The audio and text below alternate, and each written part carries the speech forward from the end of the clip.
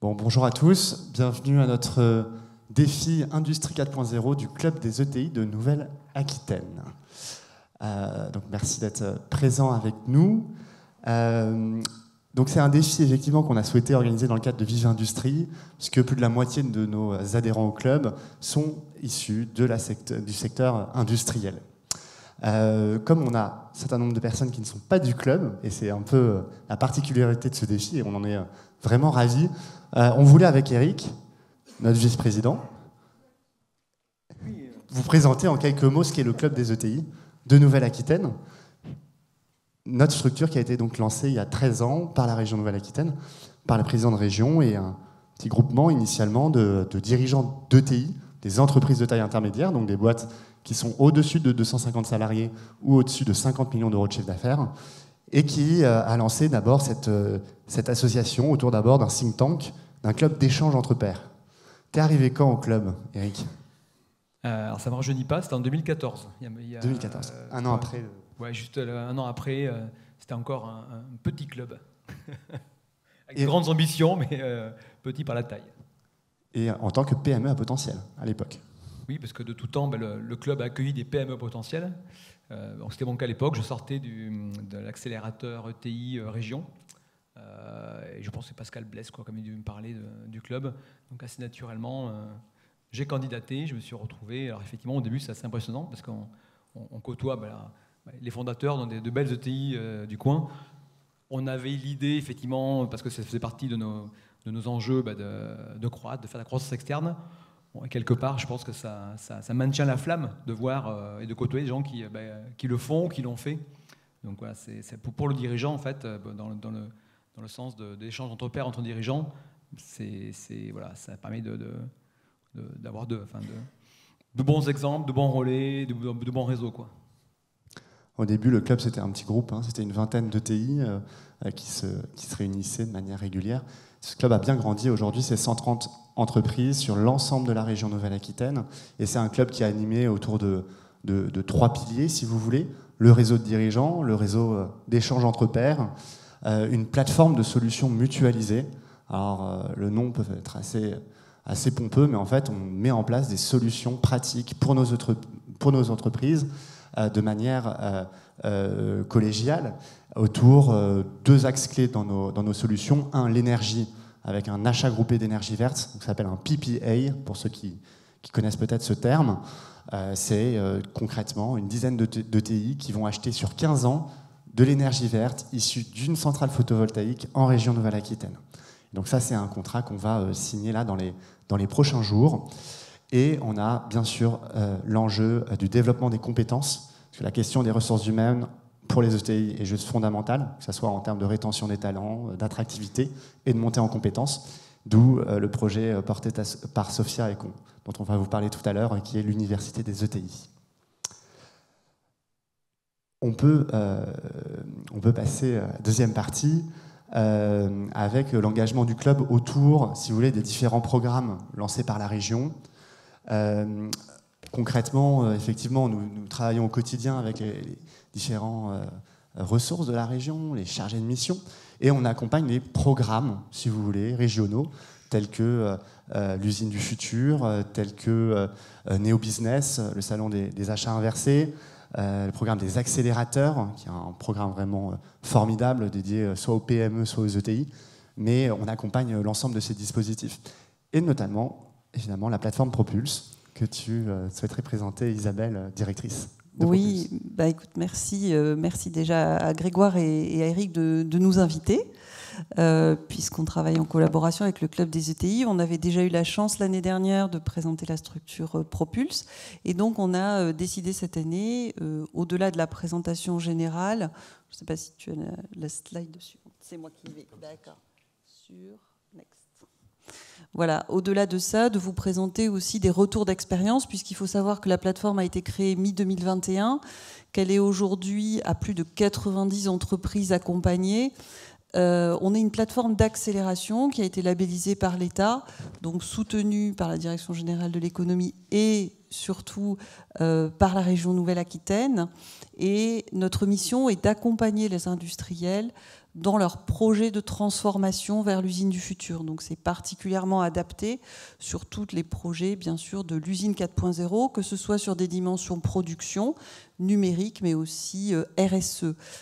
Partant du constat que, en fait, souvent les industriels sont démunis pour trouver des partenaires, qui plus est en région, que ce soit pour l'assistance à maîtrise d'ouvrage, pour trouver des solutions et surtout pour piloter leurs projets. Donc on est là pour les accompagner, les mettre en mouvement et surtout sécuriser ces projets pour s'assurer qu'ils soient mis en œuvre dans le temps et les budgets avec le ROI attendu.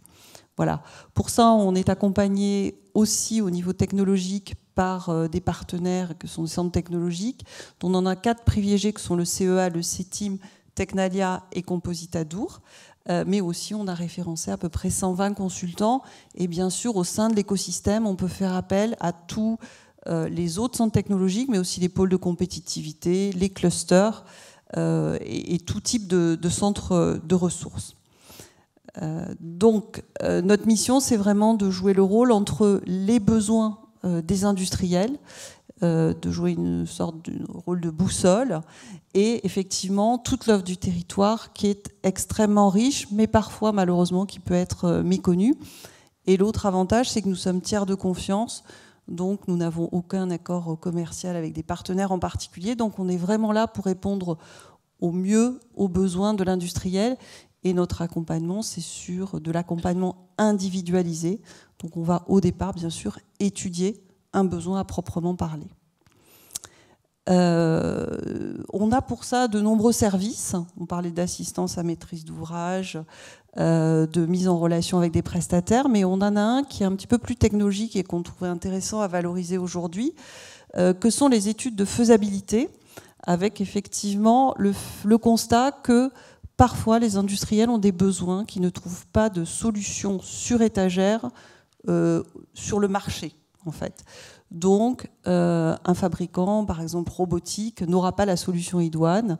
Et donc, on va devoir lever des verrous qui sont des verrous d'usage ou des verrous technologiques pour répondre à ce besoin. Ça nécessite effectivement de faire une étude de faisabilité qui a un coût et qu'il est parfois difficile d'assumer pour l'industriel. Et dans ce cadre, du coup, Propulse va pouvoir, grâce à une subvention qui nous a été déléguée par la région, prendre en charge à hauteur de 50% cette étude de faisabilité, avec un maximum de dépenses de 50 000 €. Donc le reste à charge pour l'industriel sera un maximum de 25 000 €, ce qui peut être un accélérateur pour faire cette étude. Donc effectivement, on va lever des verrous d'usage, des verrous techniques, on va aller sur de l'innovation, mais pas de la R&D, donc des TRL supérieurs entre 5 et 7, et on peut aller jusqu'à du maquettage fonctionnel, donc prototypage ou POC. Donc cette étude de faisabilité, ce qui est intéressant, c'est qu'elle va être non seulement technique, mais aussi économique. Le but à la fin, c'est que l'industriel ait sa réponse, est-ce que c'est faisable technologiquement ou pas, et à un coût qui est raisonnable et sur lequel, ensuite, il va avoir du ROI. Et donc, ça va totalement sécuriser l'investissement qui va venir à la suite et la décision pourra être prise de façon beaucoup plus sereine. Donc, les centres technologiques partenaires vont pouvoir apporter leur pierre à l'édifice, mais également, ça peut être en collaboration avec des intégrateurs du monde privé qui peuvent faire appel à nous. Et d'ailleurs, ça va être le cas de l'étude de faisabilité qui va être présentée, qui est un partenariat technologique entre un intégrateur privé et un centre technologique, en l'occurrence Compositadour, référencé par Propulse. Voilà. Et donc, si vous avez ce type de besoin, si vous doutez sur le fait que c'est une étude de faisabilité, le principal, c'est de nous contacter. Et très rapidement, on va pouvoir vous dire si on rentre dans ce cadre-là. On a un process qui est rapide, efficace, où en un mois et demi, une étude de faisabilité peut démarrer. Merci. Merci beaucoup, Isabelle. Effectivement, on avait envie d'avoir un témoignage concret. Nicolas, effectivement, merci de ta présence à nos côtés, donc de l'entreprise Socoa. Socoa, je ne sais pas si vous connaissez, mais c'est une très belle entreprise de taille intermédiaire à Hendaye, que je vais te laisser présenter en quelques instants. Merci. Bonjour à tous. Merci de m'accueillir. Donc effectivement, je suis Nicolas Charrier, directeur industriel de la société Socoa. Alors rapidement, pour vous présenter un petit peu Socoa, nous sommes un fabricant français de solutions d'assises et de sièges, donc pour les espaces professionnels. Donc c'est une entreprise qui a été créée en 1971 à Hendaye, au Pays Basque. Et Socoa, c'est avant tout un projet humain, collectif et engagé qui est fondé grâce à l'épargne populaire et avec pour valeur fondatrice le développement économique et la création d'emplois au Pays Basque, la répartition équilibrée des profits et la transparence de la gestion. Donc des valeurs assez fortes. Donc aujourd'hui, nous sommes 250 salariés, tous actionnaires de l'entreprise, et nous réalisons 55 millions d'euros de chiffre d'affaires. Donc ce sont tous les jours près de 2000 sièges qui sortent de nos usines d'Hendaye. Juste pour finir très rapidement, donc notre mission, effectivement, au quotidien, consiste à créer du bien-être assis dans les espaces professionnels et pour le plus grand nombre. Donc, vous voyez un large choix de produits. Donc, on fabrique des sièges professionnels au design contemporain et surtout dotés d'un excellent rapport qualité-prix.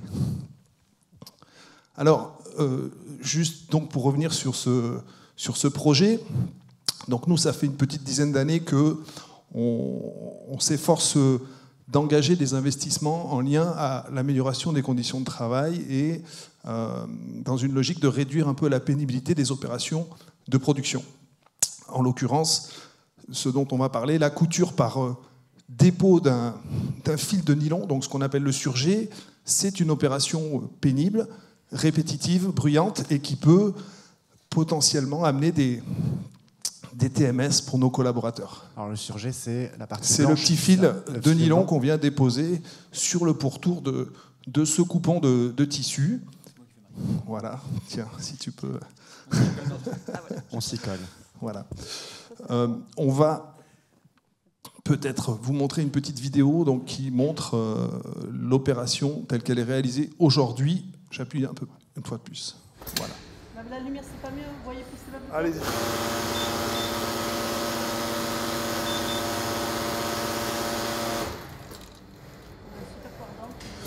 Donc c'est une forme de couture en fait, et vous le voyez, donc on vient bien déposer un fil de nylon sur le pourtour, sur la périphérie du coupon de tissu. Donc ça demande malgré tout une certaine dextérité, une certaine compétence en termes de réalisation. Et ce sont des temps de cycle qui sont très courts, de l'ordre de 15 à 20 secondes, avec voilà, la sollicitation des membres supérieurs. Donc à chaque fois, c'est du sur-mesure, c'est du fait main. Absolument. C'est du fait main, avec donc de multiples formes, revêtements, tissus différents. Quels sont les TMS dont tu parlais qui peuvent... Là, ça se situe surtout au niveau des doigts, si tu veux. Et c'est vrai que c'est des contraintes... bon, on ne le discerne pas comme ça, mais avec le temps, avec l'usure, effectivement, donc ça amène pas mal de troubles. Ouais. Donc ça, c'est l'opération telle qu'elle est réalisée aujourd'hui. Nous, l'intérêt, c'est d'essayer, pourquoi pas, automatiser cette opération avec comme objectif, vous l'avez compris, donc améliorer les conditions de travail, supprimer cette pénibilité dans le cadre de cette opération. Et puis aussi, ce que vous n'avez peut-être pas vu, c'est qu'il y a une lame sur cette machine qui vient découper légèrement le tissu en même temps qu'on dépose le fil de nylon.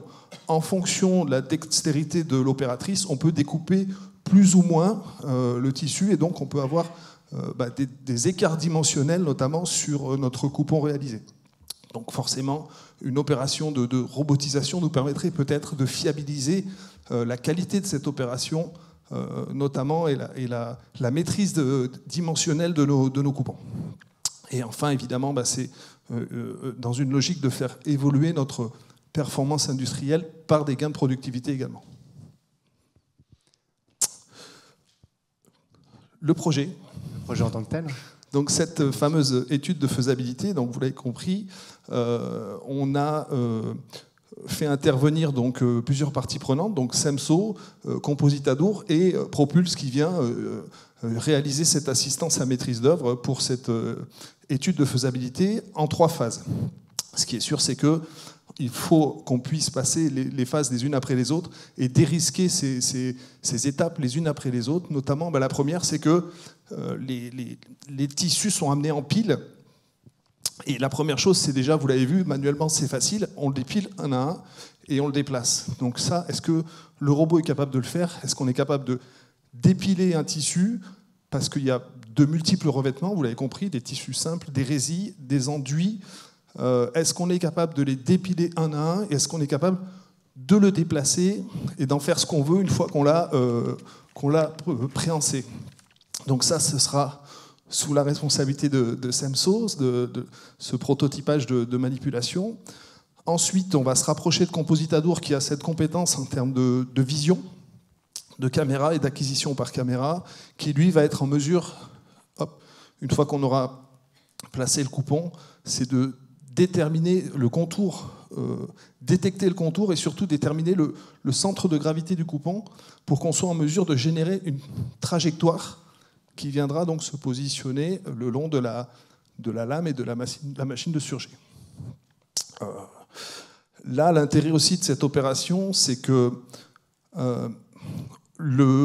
l'équipement sera de lui-même capable de générer tout type de trajectoire, y compris pour les futurs modèles. C'est-à-dire qu'on n'aura pas de reprogrammation à faire. Peu importe la taille du coupon, on met un nouveau coupon, il mesure le contour, il génère sa trajectoire, et on n'a pas de développement supplémentaire à réaliser. Et enfin, le prototypage de tout ce qui sera asservissement de la surjeteuse, parce que aujourd'hui, la machine à coudre, elle est commandée par une pédale, par l'opératrice. Donc, les accélérations, les décélérations, c'est l'opératrice qui gère ces actions. Est-ce que demain, le robot sera en mesure de maîtriser aussi ce qu'on a pu voir, c'est la vague du tissu qui vient devant la machine de surjet? Tu avais déjà en tête, avant de faire appel à Propulse, à cet accompagnement, mais tu avais déjà en tête ces étapes clés, si tu veux, dans ton projet de robotisation? Non, on les avait identifiés, mais c'est vrai que ça a permis de bien les formaliser et d'être sûr qu'il fallait passer ces étapes pour s'assurer que l'équipement pourrait fonctionner. Parce que ça ne sert à rien d'asservir la machine si on n'est pas en mesure de dépiler et de gérer le coupon. Donc il faut vraiment procéder par étapes, et c'est dans ce cadre-là que Propulse et notamment Semso nous ont aidés à formaliser ces étapes de la sorte. Vous pouvez un peu en parler, c'est d'abord de la genèse du projet, de vos premiers échanges avec Oui, Sopor. alors effectivement, nous on intervient très en amont sur un premier niveau, on va dire, de qualification du besoin. En fonction effectivement du fait qu'on sache que c'est une étude de faisabilité et qu'on a besoin d'un partenaire technique, on va ensuite aller chercher le ou les partenaires techniques qui vont être en capacité de répondre. Et donc là, je vais passer la parole à Eric, puisque c'est lui à la suite, avec ses équipes, qui s'est saisi du sujet pour y répondre techniquement. Là, pour clarifier les choses, j'ai l'avantage d'avoir une double casquette en fait, puisque je suis à la fois président de Propulse, je n'ai peut-être pas indiqué au départ, mais aussi le dirigeant de Semso. Donc, ce qui permet de donner un point de vue sur les deux côtés en fait du sujet. Voilà. Donc, Semso en deux mots, on verra après une vidéo. Ouais. Ou maintenant peut-être. Comme ça. Est-ce qu'on l'a? Voilà. Donc je vous présente Semso. On va faire un pas de côté sur un autre sujet, mais pour illustrer. Voilà. Donc Semso fait des lignes robotisées. Donc là, je vous présente quelque chose qui est une vidéo d'un prototype, donc d'une étude de faisabilité. C'est un sujet qui n'a rien à voir. Hein. Alors pour ceux qui étaient là au fil de l'année, ils vont peut-être reconnaître. Donc c'était une étude de faisabilité qui était en cours et qui a abouti puisque le client a eu son financement. Et donc d'ailleurs, la faisabilité a permis de convaincre, parce que c'est un projet très ambitieux, de convaincre le financier. Donc là, en l'occurrence, il s'agit d'une ferme qui produit des champignons de Paris, donc à Parentis-en-Born. Pour être compétitif, il faut robotiser toutes les étapes une fois que le champignon est cueilli. C'est-à-dire une fois qu'il a poussé, qu'il est cueilli, jusqu'au conditionnement. Donc le sujet, c'est que donc là, vous voyez différentes étapes. Chaque étape individuellement, donc on n'est pas dans l'innovation de rupture, hein. On n'est pas dans les technos qui sortent d'un sombre laboratoire de recherche. Ce sont des technos qui existent. La question, c'est est-ce que le produit, puisque c'est les champignons de Paris, donc tant qu'on n'a pas essayé les petits, les gros, les moyens, les moches, les beaux, parce qu'il faut les trier, donc il y a des contrôles, donc est-ce qu'on sait bien répondre aux exigences du client en termes de contrôle qualité, et surtout, est-ce qu'on va savoir le faire à la cadence. Donc ça, c'est un point commun d'ailleurs avec le sujet de Sokoa, c'est qu'il y a des choses qu'on sait faire, on sait qu'on sait les faire. La question, c'est est-ce qu'on saura les faire de manière suffisamment simple pour que ça ne coûte pas trop cher, que ce soit rentable. Et deux, parce qu'on sait qu'on va y arriver. Et deux, est-ce que quand on va vouloir mettre pour que ce soit rentable aussi la bonne cadence, le produit va bien se comporter. Parce qu'en général, la machine, elle sait aller à la vitesse. Par contre, voilà, prendre des coupons. Si on en prenait un à l'heure, peut-être qu'on y arriverait, mais vraisemblablement que Nicolas ne serait pas d'accord. Toute la question, c'est est-ce que ça va si vite et est-ce que c'est suffisamment fiable et répétable. Et pour tout ça, il faut essayer. Il y a des sujets sur lesquels il faut essayer. Vous comprenez bien que le comportement d'un tissu ou le comportement des champignons quand il fait chaud, quand il fait froid, quand ils sont humides, il faut essayer. Voilà. Il n'y a que comme ça qu'on est sûr, quoi. Et ça sécurise tout le monde. Donc là, en tant que fabricant de ce type de machine, c'est un sujet qu'on connaît bien. Donc historiquement, moi, c'est quelque chose auquel on est très attaché, pour préserver la relation avec le client. Dire, quand il y a quelque chose qui est bien maîtrisé, on le dit, on le fait, ou il y a quelqu'un qui l'a déjà fait, on ne réinvente pas le tiède. Par contre, quand c'est un produit spécifique, donc on ne maîtrise pas le comportement, il faut essayer. Voilà, donc on définit quelque chose qu'il faut essayer. Et on parle de sécurisation financière. Dans le cas, par exemple, de Sokoa, on sait qu'on va y arriver, mais dans une fourchette de prix qui n'est plus une fourchette, qui est un râteau, quoi. Voilà. Et Nicolas, il n'aime pas ça. Parce que si on est au bas du râteau, il est content, et si on est en haut, il sait que ça ne se fera pas. Donc qu'est-ce qu'on fait? Donc nous, on est capable de dire aujourd'hui, voilà, on a défini ces étapes. Si ces étapes sont positives, voilà quel sera, on s'engage sur voilà quel sera le prix objectif. Si elles sont négatives, on verra. Peut-être que ce n'est pas possible, peut-être que c'est possible avec un peu plus de prix, un peu moins de cadence. Et à ce moment, on discute. Par contre, on sait déjà que si on y arrive, en fait, c'est faisable. Et ça change tout. Parce que sinon, soit on casse le prix et au risque de ne pas aboutir, soit on propose trop cher et au risque de ne pas le décider, en fait. Pour bien comprendre la complémentarité des acteurs, en fait, entre Samso, Propulse, vous avez parlé également de Compositadour, qui est une très belle entreprise, Pays Basque. Compositadour, eux, vont se concentrer sur quelle partie de cet appel à... Eux, ils sont vraiment spécialistes dans le sujet de tout ce qui est acquisition caméra. Donc je sais qu'ils travaillent aussi pas mal sur la fabrication additive. C'est des sujets peut-être qu'on explorera dans le futur, mais aujourd'hui, dans le cadre de cette étude de faisabilité, c'est vraiment l'acquisition du coupon, éventuellement de sa couleur, du type de revêtement, parce que ça peut nous aider derrière pour identifier le produit qui sort, mais ils vont rester dans le cadre de cette acquisition de vision, le backlight. Et donc pour finir, effectivement, c'était ce qu'on évoquait, c'est que pour nous, industriels, engager ce type d'études sans savoir si ça va fonctionner, c'est pas simple. Et le soutien, y compris financier, de Propulse, nous aide à prendre la décision. Donc au-delà de cette relation qu'on peut avoir, puisqu'ils vont piloter l'étude et ils vont s'assurer quand même que les livrables correspondent bien à ce qu'on attend et ce qu'on a défini, il est vrai que ce financement nous aide à prendre la décision. En termes de phasage, de timing, donc vous vous êtes adressé à Propulse peut-être en fin d'année dernière ou l'année dernière, que c'est ça à peu près? Oui, voilà, c'est-à-dire qu'après, il y a eu le temps de la décision, ouais. Mais je dirais habituellement, en un mois, on peut lancer une étude de faisabilité si tous les partenaires sont alignés. Voilà. C'est nous qui avons été un peu longs là, sur le sujet. J'osais pas te dénoncer, c'est pour ça.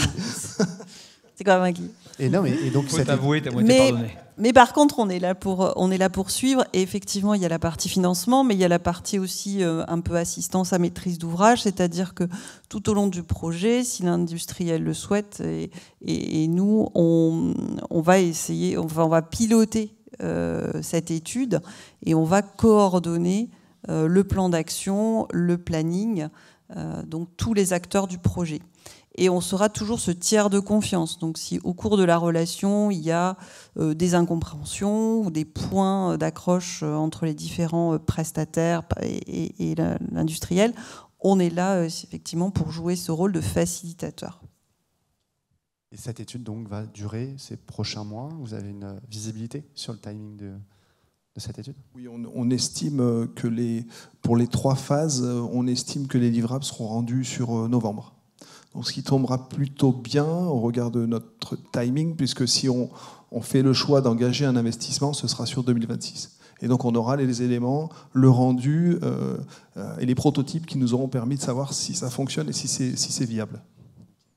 Pour potentiellement le déployer, ce que vous me disiez, dans les autres filiales du groupe. C'est oui, l'objectif. puisque si SOQUA, c'est aussi la maison mère d'un groupe avec quelques filiales qui font le même métier que nous. Et c'est vrai que c'est une innovation qu'on essaiera de réemployer et de faire utiliser par nos collègues, nos cousins.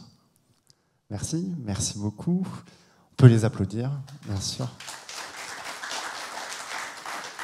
Est-ce que si certains d'entre vous ont quelques questions sur ce Rex, n'hésitez pas. Tout a été clair. Oui ?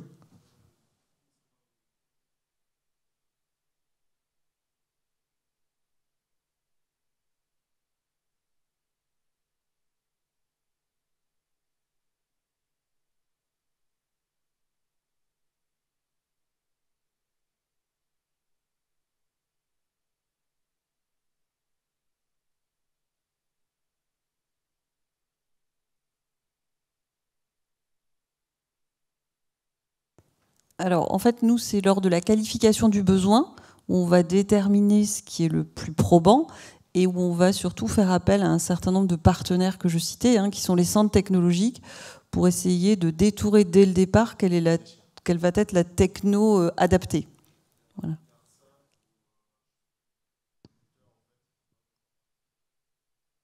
Alors, après, nous, on peut faire appel à l'ensemble des partenaires de l'écosystème. Ça peut être effectivement ces partenaires-là. Là, le choix a été fait plutôt de travailler sur de la robotisation, mais dans d'autres cas de figure, on peut orienter aussi vers d'autres types de dispositifs, tout à fait. Oui, complètement. Sans être Nous, on peut missionner tout l'écosystème et étant soutenu par la région, on fait aussi appel aux compétences de la région, d'ADI et de la CCI, qui sont nos partenaires fondateurs et qui eux aussi ont des points d'entrée sur l'ensemble des partenaires publics aussi. Ouais, l'avantage, c'est qu'il y a pour plus une association, donc c'est pas un programme avec un degré de maturité imposé à l'entrée. On prend en compte la maturité, donc peut-être que la partie ergonomie va déjà être prise en compte. Je sais que le sujet, on avait déjà parlé, ça fait longtemps qu'il était en maturation.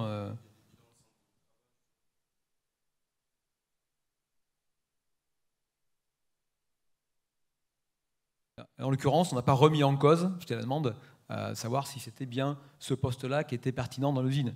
Ça, c'était mais ça aurait pu être le cas. SOQUA veut dire.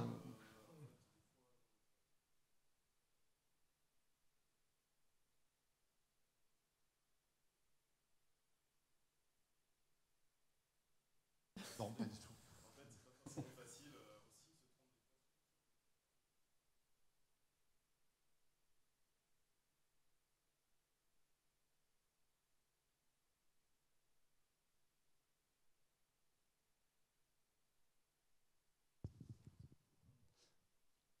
Merci, et je crois que tu es aussi sur le salon. Donc, oui, alors on est sur le stand B22 au fond du salon, donc si vous voulez venir jusqu'à ce soir, on vous accueillera avec plaisir pour commencer à détourer les projets si toutefois vous en avez.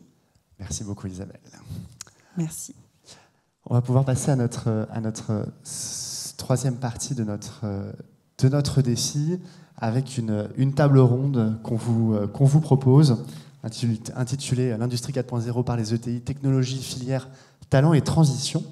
Pour cela, je vais inviter les différents intervenants, dont Sébastien Barraud, directeur industriel d'Electra, Laura Lamarre,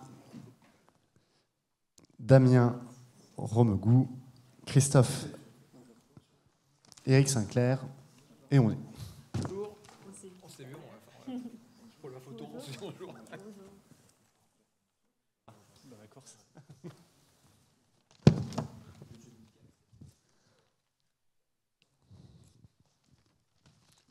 Bon, merci d'être présent avec nous sur la question évidemment de la transformation industrielle de nos entreprises, de l'industrie 4.0. L'objectif de cette table ronde, c'est de partager vos visions sur l'état peut-être d'avancement déjà de cette transformation industrielle au sein de nos entreprises de taille intermédiaire, voir également les objectifs partagés, les liens qui peuvent être créés entre grands groupes et ETI en termes de filières.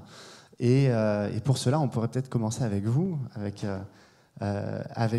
sur la société Electra, qui a pour objectif d'être le leader de l'industrie 4.0 d'ici 2030. Qu'est-ce que ça veut dire pour le groupe Electra, que vous pouvez présenter en quelques mots, évidemment. Ouais, donc le groupe Electra, c'est une ETI de 3000 personnes, de 540 millions d'euros de chiffre d'affaires. Donc on fait 95% de notre chiffre à l'international. Et en grosso modo, on conçoit, on produit, on développe, on distribue et on supporte en propre des solutions pour nos clients qui travaillent le textile souple dans le secteur de l'automobile, de la mode et de l'ameublement.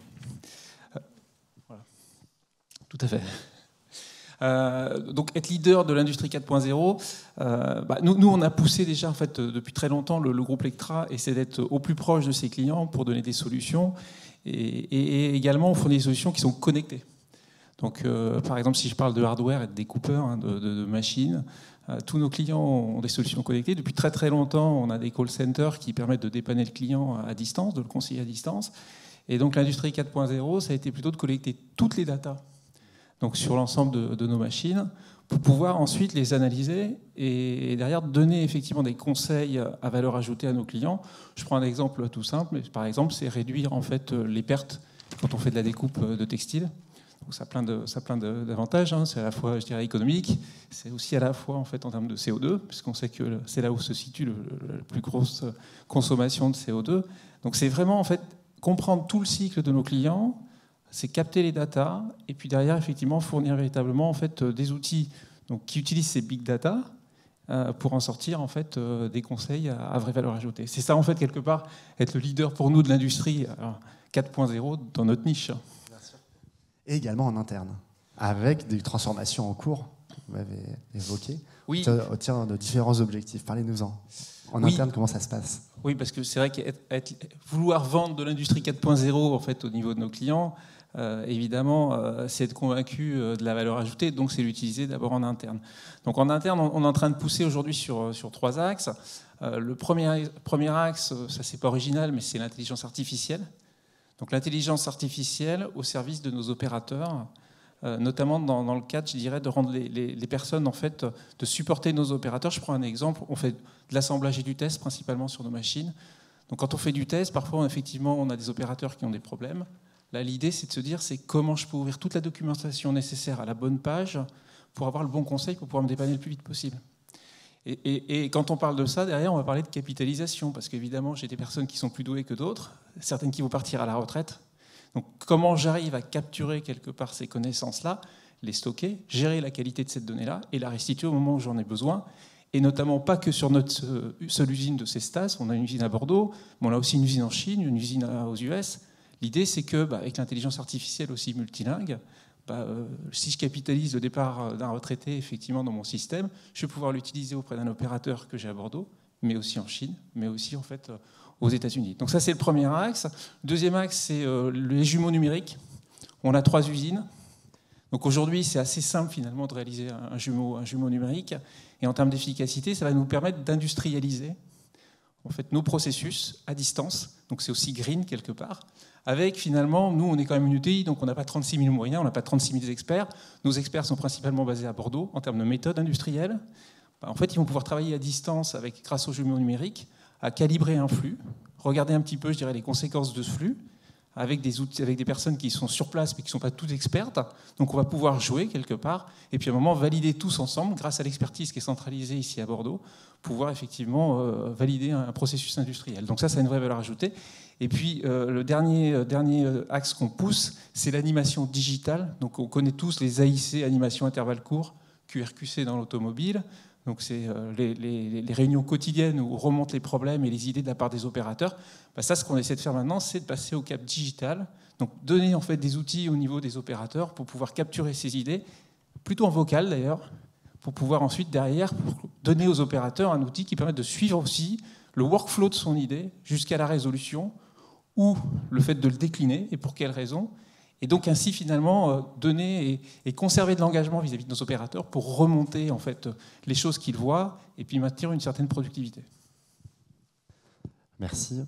J'avais également envie de vous entendre sur votre vision chez Aquitaine Robotics et au sein de l'Institut du Lean France, votre vision de cette transformation 4.0 chez nos ETI que vous côtoyez au quotidien. Oui, alors donc aussi, donc je dirige Proditech, alors c'est un petit Electra, on n'est pas loin. On fait aussi des machines, pourquoi je dis petit Electra, c'est qu'ils font des machines en France, on fait aussi des machines en France, il reste plus grand monde qui fait des machines en France. Voilà, il y a les Allemands qui sont très forts, les Italiens, mais en France c'est compliqué. Alors pourquoi le challenge il est assez clair, hein. Nous, notre concurrent, on a un concurrent coréen, masse salariale, donc à peu près même taille, on est une grosse PME, masse salariale divisée par 2. Par rapport à ce qu'on fait. Donc, et nous, c'est notre terrain de bataille, et on se bat en Asie, et on arrive à vendre en Asie en produisant en France. Donc notre problème principal, c'est comment on est compétitif, en fait.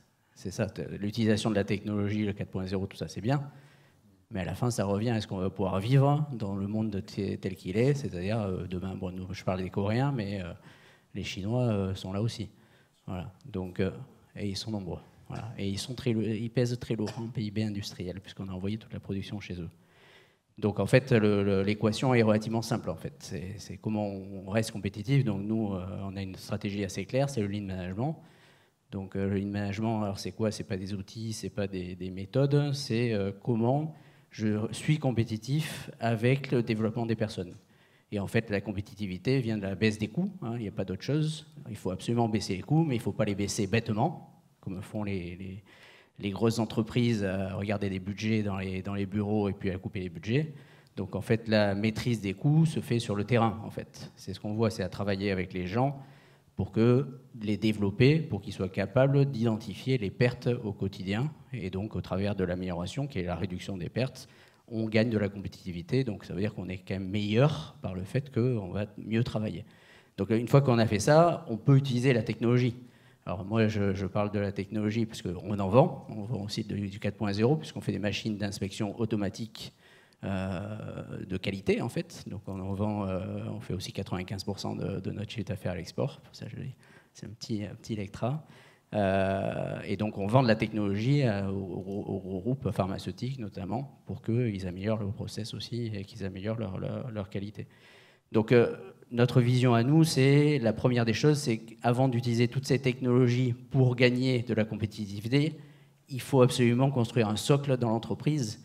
Et ce socle, ce sont les personnes qui soient capables eux-mêmes d'avoir la technologie qui les aide à justement réduire ses coûts. En fait, c'est ça notre vision.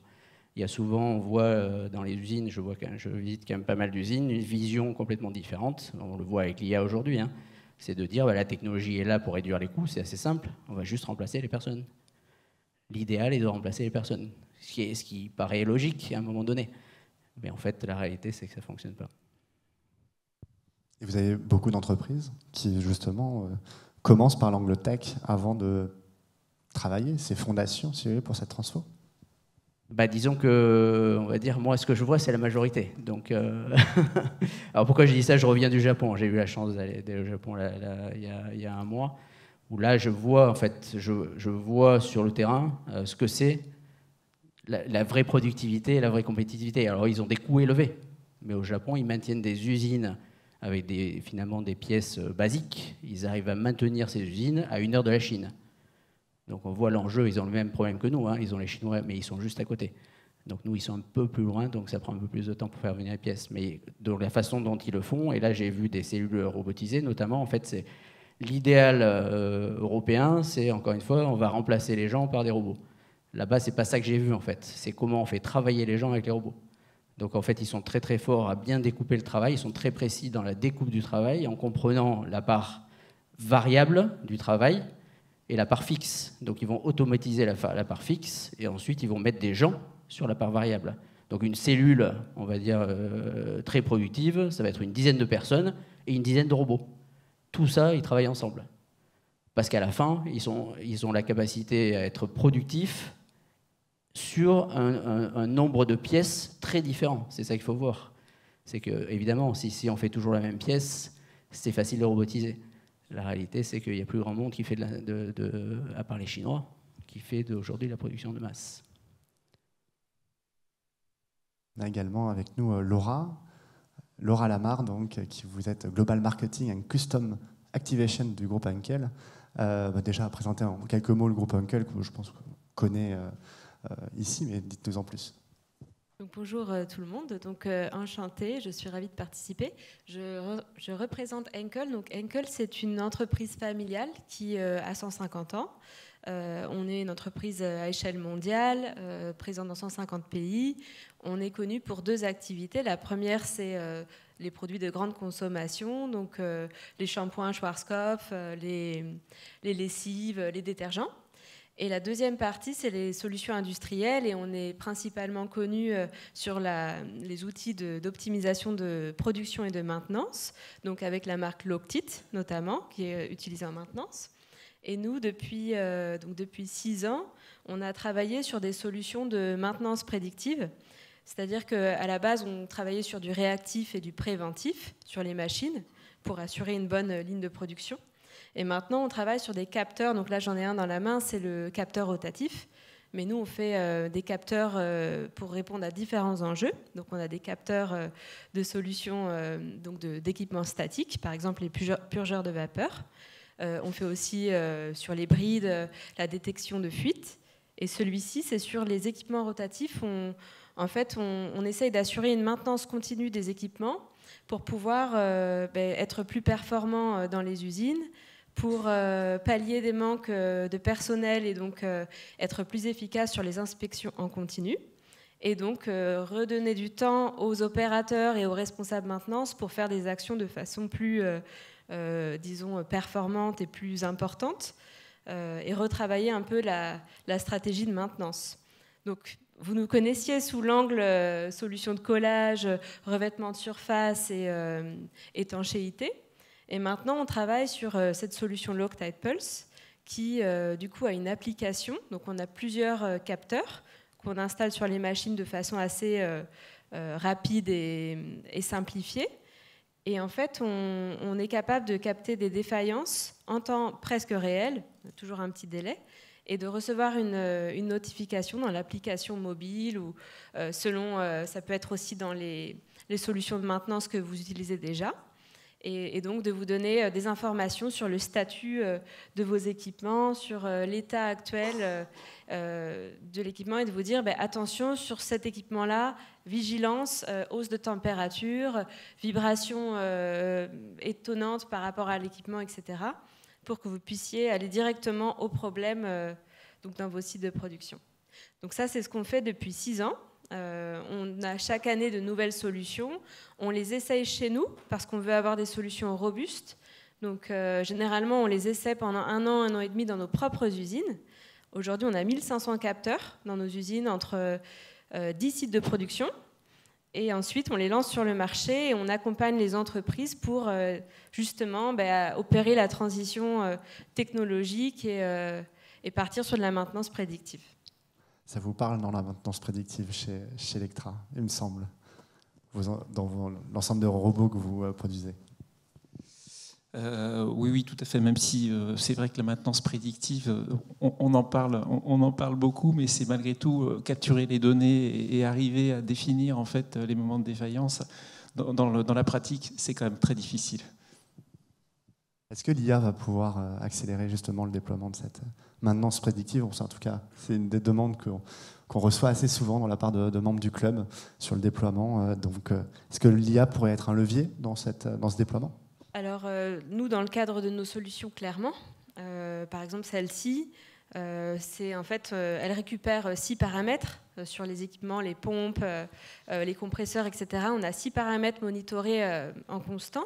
Et en fait, l'IA va permettre de faire des analyses sur la durée pour pouvoir dire à quel moment cette donnée devient un problème ou devient un critère amène un doute sur l'équipement. Et donc, on peut faire avec ça de détection de défaillances précises, et on peut aussi dire allez vérifier vos équipements, et potentiellement il y a un problème d'alignement, ou on est capable d'aller un peu plus loin sur même de la prescription, vérifier vos équipements à sur telle problématique. Sur les purgeurs de vapeur, qui est une problématique plus sur de la... là où on a du fluide et donc de la vapeur qui passe dans les usines, là on va être capable de dire qu'il y a un dysfonctionnement qui n'est pas visible à l'œil, qui n'est pas visible, il faut avoir des équipements et inspecter de façon hebdo, mensuelle ou trimestrielle, et en fait c'est visible sur la durée. Donc seule une détection constante permet de vraiment repérer un problème de façon efficace.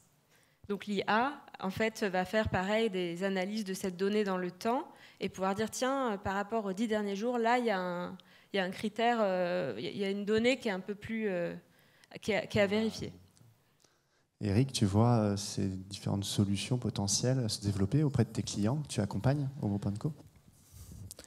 Alors, moi, je prends un exemple qui va abonder ce que disait Christophe, mais dans un exemple qui est totalement contraire.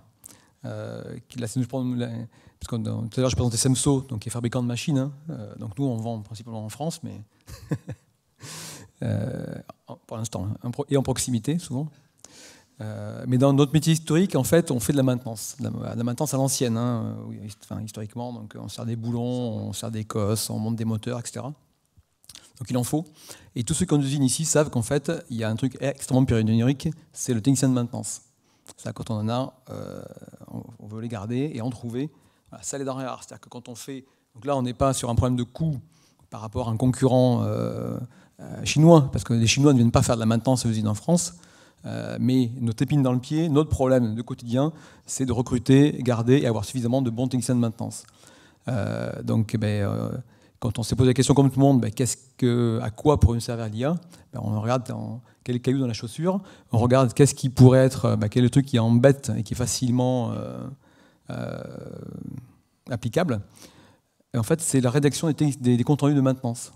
Parce qu'en fait, maintenant, tout le monde a une GMAO, on veut avoir des historiques, mais un bon technicien de maintenance, on le recrute parce qu'il est technicien, on ne le recrute pas parce qu'il est écrivain, en fait. Et faire un bon compte rendu. Philippe, je pense que celui de production de sauce doit être pareil. Voilà. Ça lui casse les pieds, donc comme ça lui casse les pieds, il ne le fait pas tout de suite. Comme il va le faire le lendemain, il ne s'en souviendra plus, il le fera mal. Il a passé trop de temps. Le temps qu'on lui achète, le temps que l'on veut, la partie variable, c'est sa compétence de diagnostic de panne, de discussion avec l'opérateur pour aller chercher ce qui s'est passé. Voilà. Aujourd'hui, on est en train de tester le développement d'une espèce de dictaphone intelligent. Parce que ça, les briques, elles existent. Pareil, aujourd'hui, c'est assez avec l'IA générative qui va aller lui dire ok, j'ai compris ce que tu m'as dit ou j'ai pas compris. Et puis, il manque ça. Parce qu'en fait, on s'impose, ou nos clients nous imposent, d'avoir tel type de critères d'information. Tu as oublié tout bête, tu as oublié le numéro de machine, tu as oublié le lieu, tu as oublié la cause. Voilà. Ok, j'ai tout, hop, je fais un script et j'envoie. Et ça, le pari, en fait, c'est que ça crée de la satisfaction. On le teste, parce qu'en fait, techniquement, c'est assez vite. Là où on prend plus de temps, c'est que ça soit vraiment perçu comme un apport, de la satisfaction au travail de l'utilisateur. Il a envie de l'utiliser parce que c'est plus simple avec que sans. Et ces derniers pourcents-là, ils sont très importants, mais c'est les plus compliqués, c'est ceux qui prennent du temps. La facilité pour l'humain d'utiliser les outils, notamment de tickets, comme vous avez parlé, c'est un élément clé pour vous dans la digitalisation. C'est complètement ça, parce que de toute façon, d'ailleurs, on le voit avec aussi les nouvelles générations. L'écrit, parfois, et notamment en production, c'est un vrai problème. Donc, en fait, et c'est vrai, c'est une réflexion qu'on se fait, nous, de plus en plus, c'est de dire, maintenant, en fait, les gens, ils n'ont aucun problème à parler. Donc, parler pour générer quelque chose, etc., ça va être facile, ils vont le faire. Écrire, etc., souvent on passe à côté. Et on disait tout à l'heure, effectivement, c'est les personnes qui donnent la richesse, qui font remonter les problèmes, qui font remonter les idées. Mais pour ça, aujourd'hui, il faut leur donner des outils qui sont ultra conviviaux. Et ces outils, souvent, ça passe par l'oral. Toujours le lien, alors.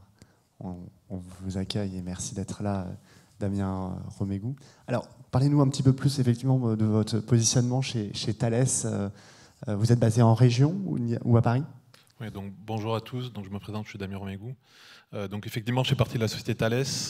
Donc Thales est un groupe que vous connaissez probablement, sur 3 domaines d'activité majeurs, l'aéronautique et le spatial, tout ce qui est des activités de défense, et puis également depuis quelques années tout ce qui est des activités de cybersécurité.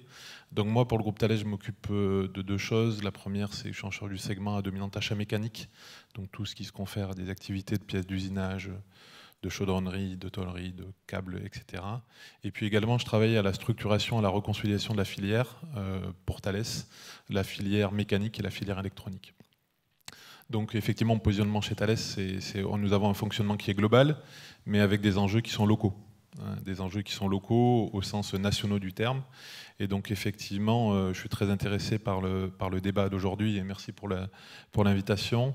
L'industrie 4.0, moi je la vois vraiment comme la transformation industrielle étendue, au sens que effectivement je me positionne plutôt comme un donneur d'ordre vis-à-vis des ETI avec lesquels on travaille, mais la transformation industrielle purement des ETI uniquement n'a pas de sens. Il faut qu'elle soit accompagnée, et on essaie d'y travailler autant que faire se peut, par l'accompagnement des clients. Pour moi, il y a 5 challenges principaux, si je peux développer un petit peu, qui sont fondamentaux aujourd'hui pour nous. La première des choses, côté Thales, c'est d'assurer les ramp-up. Et d'assurer les ramp-up aujourd'hui d'activités que l'on a, et vous suivez tous l'activité géopolitique qui nous accompagne depuis quelques années maintenant et depuis quelques mois, avec des notions de ramp-up à plusieurs digits. Pour ça, il faut qu'on ait une supply chain et des partenaires, des ETI, qui soient en capacité de répondre à nos ramp-up.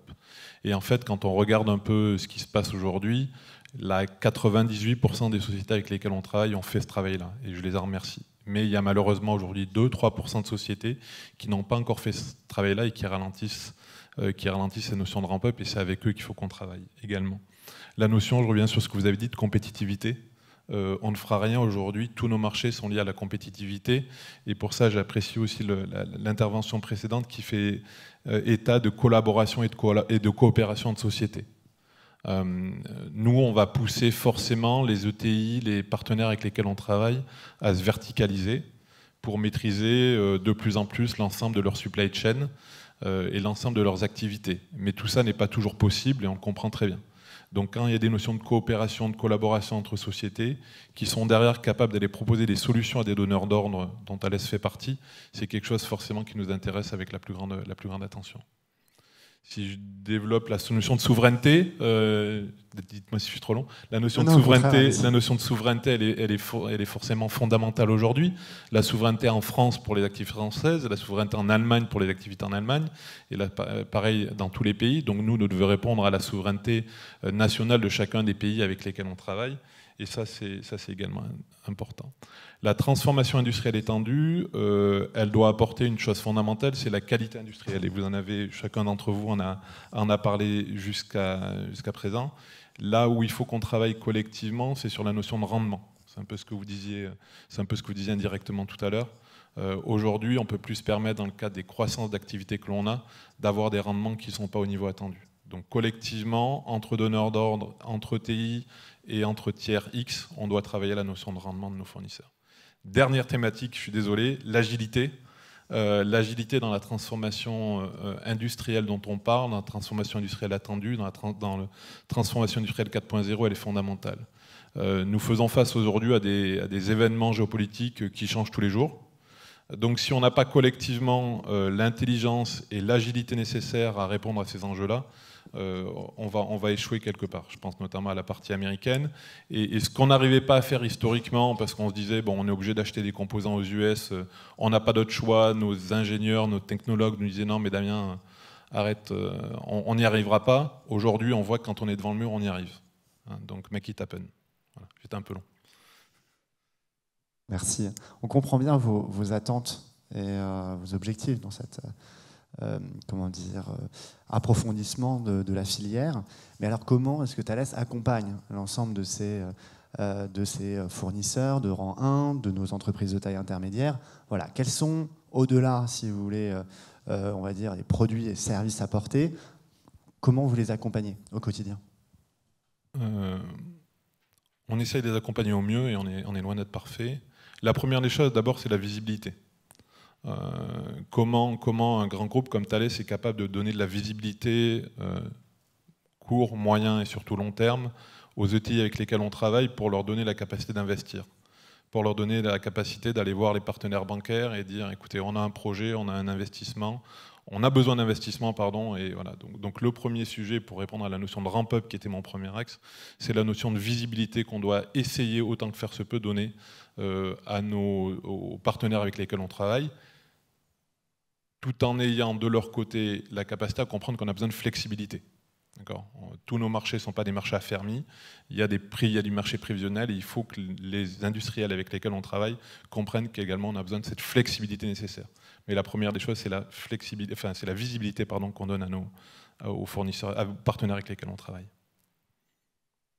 Au sein d'Aquitaine Robotics, vous voyez ces liens entre donneurs d'ordre et ETI et ces ponts qui sont en train de se créer sur cette transformation industrielle? Alors, en fait, Aquitaine Robotics, il y a une particularité, c'est qu'il y a beaucoup de PME, en fait. Donc, il y a quand même, il ne faut pas oublier le tissu PME en France, donc, puisque ça fait partie de la supply chain. Donc, c'est aussi la difficulté, en fait, de faire progresser ces PME. Parce que, bon, les ETI, elles ont plus de moyens, on va dire. Il y a des services qui sont capables de faire ça. Dans les PME, c'est beaucoup, beaucoup plus dur. Le patron, vous essayez de le joindre, non, il est dans l'atelier en train de bosser, de récupérer les problèmes qui sont passés dans la journée. Donc il y a un vrai enjeu en fait aussi de s'adresser à toute la chaîne en fait, toute la chaîne industrielle. Donc les grands groupes doivent aider les ETI doivent aider aussi les PME à se développer. Donc Aquitaine Robotics essaye aussi de faire ça. Donc donne aussi des exemples. On parle du Lean, donc on fait des sessions aussi pour montrer ce que c'est. Malheureusement, c'est toujours pareil. On voit ça comme non, ça me prend du temps. J'ai pas le temps, donc laissez-moi faire ce que je veux aujourd'hui. On lui dit, mais lève la tête, demain tu ne feras plus rien. Donc il vaut mieux lever la tête un petit peu aujourd'hui. C'est aussi l'enjeu qu'on a sur toute la filière. Les conditions sont quand même tendues dans l'industrie aujourd'hui. Donc c'est comment on fait cette amélioration, cette transformation. Alors il y a la techno qui aide, mais il n'y a pas que la techno. Donc comment on prend du temps, comment on convainc aussi les chefs d'entreprise à sortir. Donc les salons comme ça, c'est très très bien. À sortir, à regarder ce qui se fait, à partager avec le club des ETI est là pour ça aussi. Donc c'est tout cet environnement qu'on fait en Aquitaine là, qui est là pour essayer de montrer que il ne faut pas rester seul et on a des choses, on sait faire aussi. On a des belles entreprises, donc on sait montrer ce qu'on sait faire, mais il faut que les gens sortent et voient que voilà, il y a un peu de temps et d'investissement à passer là-dessus. En fait. Laura, au-delà de l'aspect tech que vous avez présenté, est-ce que Henkel accompagne de certaines manières ses différents clients dans cette transfo? Donc nous, aujourd'hui, on ne travaille pas directement avec les ETI sur la technologie IoT. On travaille plutôt sur la partie collage et sur toutes nos... C'est nouveau. Notre business traditionnel, on va dire, et on est assez reconnu déjà dans cette expertise-là. Sur cette partie-là, donc les solutions connectées, ce que j'expliquais à l'université des ETI, c'est que avant de parler technologie, c'est une démarche globale qu'il faut mettre en place. Et nous, on essaie de trouver des partenaires, puisqu'on est plutôt dans une relation de partenariat sur du long terme, où on travaille sur de la montée en compétences, sur l'IoT, sur le changement du quotidien que ça apporte. On travaille aujourd'hui plutôt avec nos clients sont principalement à l'étranger, dans les pays nordiques, en Allemagne, en Italie. En France, on en a quelques-uns, mais c'est encore tout récent. Donc on aimerait bien accompagner davantage d'entreprises, mais je pense qu'il faut faire ça étape par étape. Commencer petit, avoir un ROI positif sur une première année pour pouvoir étendre ensuite sur d'autres problématiques, d'autres capteurs, d'autres partenaires et travailler en réseau en fait entre pairs, mais aussi avec les experts comme l'IUMM, le club des ETI, Propulse, pour pouvoir vraiment apporter des compétences complémentaires et des solutions qui correspondent. Vous travaillez sur plusieurs pays. Vous voyez un décalage entre la France et ses voisins européens en termes d'industrie 4.0, en termes de déploiement de l'industrie 4.0 dans ces entreprises? Alors, ce qu'on voit, c'est qu'on travaille avec toute l'Europe, même les États-Unis et le Canada depuis peu. Il y a beaucoup de demandes dans les pays nordiques. Ils sont très en avance. Ça fait déjà 5 ou 6 ans qu'ils ont commencé à implémenter les solutions. Ils savent, quand on parle IoT, ils sont très au fait. Ils savent déjà comment ça fonctionne, ils ont essayé les concurrents. Donc c'est assez appréciable pour nous parce qu'on a vraiment des visionnaires sur 5 à 10 ans. En Europe, on est encore un petit peu plus... on n'est pas aussi rapide que les pays nordiques, mais ça commence. Là, depuis quelques mois, on commence à avoir vraiment de la demande et on commence à avoir des partenariats assez intéressants. On a travaillé là récemment avec Target, notamment sur le vinyle, les PVC. Et on commence à avoir des belles histoires et à avoir vraiment des chiffres positifs d'investissement qui ont en moins de 6 mois déjà été rentables. Donc on commence vraiment à avoir de l'impact sur la rentabilité des entreprises, mais aussi sur leur impact écologique. On peut aussi leur dire du fait qu'ils aient mis des capteurs, combien de CO2 en moins ils n'ont pas produit. On peut leur dire combien d'énergie ils ont pu économiser parce qu'ils ont réagi vite sur une défaillance. Donc c'est vraiment, on commence à pouvoir voir l'impact à tous les niveaux entre la stratégie économique, écologique et structurelle. On voit aussi des équipes qui sont satisfaites d'avoir plus de temps pour faire d'autres tâches, avoir moins de risques pour ne pas avoir à monter d'escabeaux pour aller sur des équipements qui sont difficiles d'accès. Donc c'est vraiment, ça devient vraiment pour nous le moment de réalité marché qui confirme que c'est pertinent. Je me permets de m'arrêter sur quelques instants sur la question aussi des freins à la transfo industrielle pour nos ETI. Eric, on a parlé quand même de l'enjeu humain d'abord qui a placé en priorité, mais ensuite dans le déploiement d'une nouvelle ligne de production, d'une nouvelle robotisation de ta ligne, quels sont les autres enjeux, les autres freins, si tu veux, au déploiement de l'IA, de l'industrie 4.0 et peut-être de l'IA? Pour toi, Eric. On le voit en tant que prestataire, que c'est effectivement la compréhension, la maturité de compréhension de ce qui existe, de ce qui est fiable, parce qu'on a peur de ce qu'on ne connaît pas. Et une bonne façon de lever, c'est justement cette approche territoriale, multisecteur, parce qu'en fait, on se rend compte, nous on a une vision large, puisqu'en fait on travaille aussi bien dans le spatial défense, par exemple, que dans l'agroalimentaire. Donc des secteurs très techno et d'autres qui sont supposés l'être moins, en tout cas dont on a une vision qui est bien moindre. Pour une raison simple, c'est quand on montre un avion ou une fusée, c'est technologique, on montre un truc très techno. Quand on veut montrer un fromage ou un paquet de beurre, en fait, on montre la laitière en fait, qui le brasse à la main, alors qu'en fait, ça ne se fait pas du tout comme ça, et que ces usines sont extrêmement automatisées et n'ont rien à envier à des lignes automobiles ou aéronautiques. Voilà. Mais on a une vision qui est décalée, parce qu'en fait, l'image grand public est totalement décalée.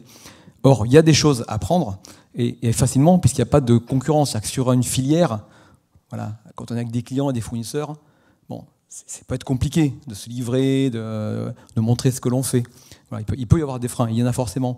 Quand on est l'usine d'à côté, le patron d'à côté, qui a un secteur qui est complètement différent, c'est beaucoup plus simple, et il y a des idées à prendre, il y a plein de choses à prendre. Le premier frein, parce que ça va très vite, c'est comme disait Christophe, il faut sortir de sa boîte, sortir de son bureau, aller voir ce qui se passe, parce que ça va vite, et des choses qui étaient balbutiantes il y a 2 ans, aujourd'hui, peuvent être matures, quoi. Et on le sait quand on va le voir, on en prend conscience quand on va le voir, quoi. Quand on le raconte, c'est autre chose. Sur le même sujet, je reviens là-dessus. Moi, ce que j'ai, par exemple, constaté à un moment donné, quelqu'un qui voulait robotiser sa ligne, donc robotiser la mise en place de bouteilles dans des cartons, en fait. Bon, l'opérateur fait ça toute la journée, donc on dit on va le remplacer par un robot. Donc c'est assez marrant de voir que en fait, la réflexion était juste comment je mets le robot, sans comprendre en fait ce que faisait l'opérateur. Parce que l'opérateur, il faisait un contrôle visuel de la qualité de l'étiquetage, mais en fait personne ne regardait qui faisait le contrôle visuel de la qualité. D'ailleurs lui non plus, il disait non, je mets des bouteilles dans un carton. Donc toute la réflexion après derrière, des techniciens, des consultants étaient là, comment on met le robot. Mais donc tu veux remplacer en fait que la moitié du travail de la personne. Donc en fait c'est toujours pareil, ça revient, si on ne comprend pas le travail, en fait il n'y a aucune chance de mettre de la technologie qui va marcher. Donc le premier point, c'est bien comprendre le travail, faciliter le travail des gens, et c'est avec les gens donc on va pouvoir faire de la techno. Et un exemple par rapport aussi sur l'étranger, donc pareil sur le Japon, on a eu la chance d'aller voir l'usine Nexus, donc là on est sur le top du top de la qualité, de la productivité, tout ce que vous voulez, c'est des fous furieux là-dessus. C'est absolument incroyable. Et là, on voit bien comment ils voient la partie digitalisation, en fait. Et le risque de tout ça, c'est penser que la technologie, c'est la solution. En fait, c'est pas du tout comme ça qu'ils voient les choses. Là, eux, ils sont toujours en train d'améliorer. Et à un moment donné, la technologie, c'est le step d'après pour améliorer. C'est une continuité. Ce n'est absolument pas une solution, en fait. Et là, ce qu'ils font, par exemple, pour donner un exemple qui est quand même assez impressionnant, donc sur la LBX, là, le petit modèle qui vient de sortir, ils ont un problème de poids. Enfin, ils sont toujours en train de diminuer le poids, donc ils ont fait le haillon arrière en composite. Donc ça veut dire que le haillon arrière est produit dans une autre usine qui est assemblé ensuite sur l'usine. Le haillon vient et doit être monté sur l'usine. Qu'est-ce qu'ils font? Ils sont toujours dans comment je suis plus précis sur les assemblages. Donc ils scannent tous les haillons en composite, ils scannent tous les bodies en cours de production et en temps réel, ils viennent amener le meilleur haillon, donc qui a été défini par l'intelligence artificielle, sur le body, en temps réel, sur la ligne de production, pour le placer. Et ils viennent réinjecter ensuite ce qu'ils ont fait par les mesures, est-ce qu'ils ont été bons, est-ce qu'ils n'ont pas été bons. Donc en fait, ils sont arrivés, la technologie leur sert pour aller chercher le pouillème encore qu'il faut aller chercher pour être encore meilleurs, alors qu'ils sont déjà les meilleurs. Donc c'est ça qu'il faut comprendre en fait. Donc ils ne voient pas la technologie comme le Graal qui va résoudre tous les problèmes d'une entreprise. Et donc je pense que le risque principal quand on regarde ça, c'est penser qu'il y a un truc comme ça magique qui va arriver, l'IA par exemple, et qui va nous résoudre tous les problèmes. C'est assez classique en automatisation, en robotisation.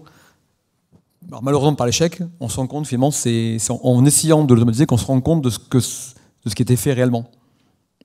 Parce qu'en fait, c'est là qu'on nous saute de toutes les variabilités, parce qu'on ne nous avait pas vu. Par contre, quand on le fait, si on ne les a pas prévus, là, la réalité à tête dure. Vous la prenez en pleine figure, quoi.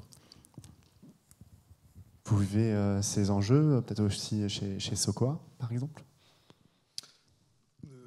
Les enjeux, oui. Ce qu'on essaye de faire, nous, pour bien appréhender justement les opérations et le travail qui est fait, c'est qu'on monte des groupes de travail pluridisciplinaires, en fait, où on associe les acteurs du terrain à la résolution de leurs contraintes du quotidien. Et c'est comme ça qu'on arrive à trouver des leviers de progrès, notamment, et donc à faire accepter les évolutions qu'on met en œuvre. Donc là, on a parlé beaucoup de compétitivité, employabilité, on a parlé de beaucoup de choses. C'est vrai que nous... on ne fait pas de la techno, on fait du siège, donc ce n'est pas très technologique, mais on est lié à un marché très concurrencé. Et c'est vrai qu'on est obligé d'investir et de trouver des solutions de progrès, notamment avec nos collaborateurs. Oui. Peut-être aussi chez les trains, l'engagement des collaborateurs dans cette transformation. Oui, c'est tout à fait ça. En fait, l'IA, c'est aussi, et je pense que c'est le message qu'il faut faire passer, c'est aussi transformer les métiers. Parce que souvent, effectivement, on dit on va remplacer des gens. Ouais, enfin, bon, alors parfois, c'est intéressant, entre guillemets, parce que des tâches qui sont effectivement répétitives, des TMS, des choses comme ça, c'est intéressant quand on apporte effectivement une vraie valeur, sans rien oublier, évidemment. Mais par exemple, nous, on a un use case, c'est ce que j'ai décrit tout à l'heure, c'est-à-dire aider un opérateur qui est en train de faire un test en capitalisant, etc. Derrière, ça veut dire qu'il faut des datas, il faut de la documentation structurée et surtout, il faut la gérer, cette documentation. Il faut des référents, en fait, partout sur la data, sur la qualité de la data. Parce que sinon, en fait, comme on dit, le fameux sheet in, sheet out, c'est complètement ça. Donc ça veut dire que c'est des nouveaux métiers qu'on va créer. Et je trouve en plus que c'est des métiers qui sont finalement plus valorisants, souvent. Et ça, il ne faut pas l'oublier, parce qu'on a tendance à l'oublier. Et donc, on dit, on va faire de l'IA, on capture de la data, on fait de l'IA. Puis finalement, on dit, on n'obtient pas du tout ce qu'on souhaitait obtenir. Ou alors, on arrive à se convaincre parfois qu'on obtient des choses vachement intéressantes, parce que vu qu'on a investi, il ne faut quand même pas se dédire. Mais voilà, il ne faut surtout pas oublier l'aspect humain, qui est de garantir en fait, tout ça, parce que sinon, la technologie sans maîtrise humaine, c'est plus une aide.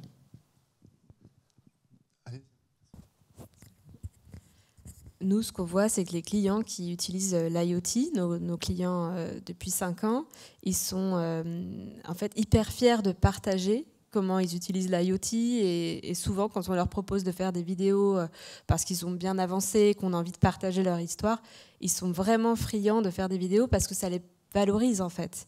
Et ça modernise l'usine de production, ça génère de la data qui peut permettre de parler de ce qui se passe dans les usines.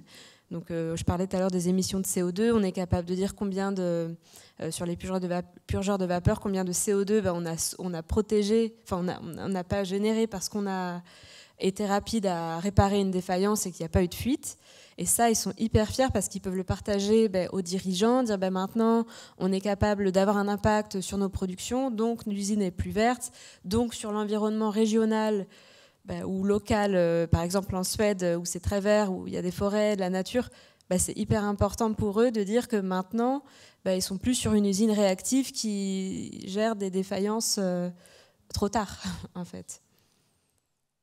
Pour un groupe comme Thales, est-ce que vous avez encore ces enjeux d'engagement d'humains, ou pour vous, étant à la pointe quand même, un certain nombre de points de technologie, ce n'est pas le cas? Non, on est encore loin, rassurez-vous, on a encore beaucoup de travail. Non, je voulais juste revenir sur ce qui vient d'être dit, parce que c'était pour moi extrêmement important, et je partage ce que M. Barraud a dit, sur la notion de gestion des datas et notion de protection des datas. Donc nous, on pousse nos fournisseurs et nos partenaires à utiliser l'IA pour faire des analyses statistiques sur les rendements dont je parlais tout à l'heure. Donc ça, ce sont des outils extrêmement puissants, mais derrière, c'est comment on sécurise ces datas-là. Comment on les sécurise? On est sur quand même, côté Thales, des équipements qui peuvent être sensibles, qui peuvent être des éléments critiques, et on n'a aucune envie que les datas aillent dans des clouds un peu partout dans le monde dont on ne maîtrise pas. Donc la notion de sécurisation de ces datas-là, des datas, pardon, elle est absolument fondamentale aujourd'hui. Donc oui, il faut y aller, oui, il faut pousser, oui, il faut continuer à utiliser l'IA comme un outil et pas comme une solution en tant que telle. Et je reviens sur ce qui a été dit également. Voilà, ça doit être un outil parmi d'autres pour améliorer la productivité, les rendements, la compétitivité, les ramp-up. Mais la sécurisation derrière tout ça est extrêmement importante. En termes de sécurisation de la data, de vos différentes chaînes de production, vous vous sentez mature en tant que TI, ou vous avez encore des questionnements et des projets en cours sur ce volet-là?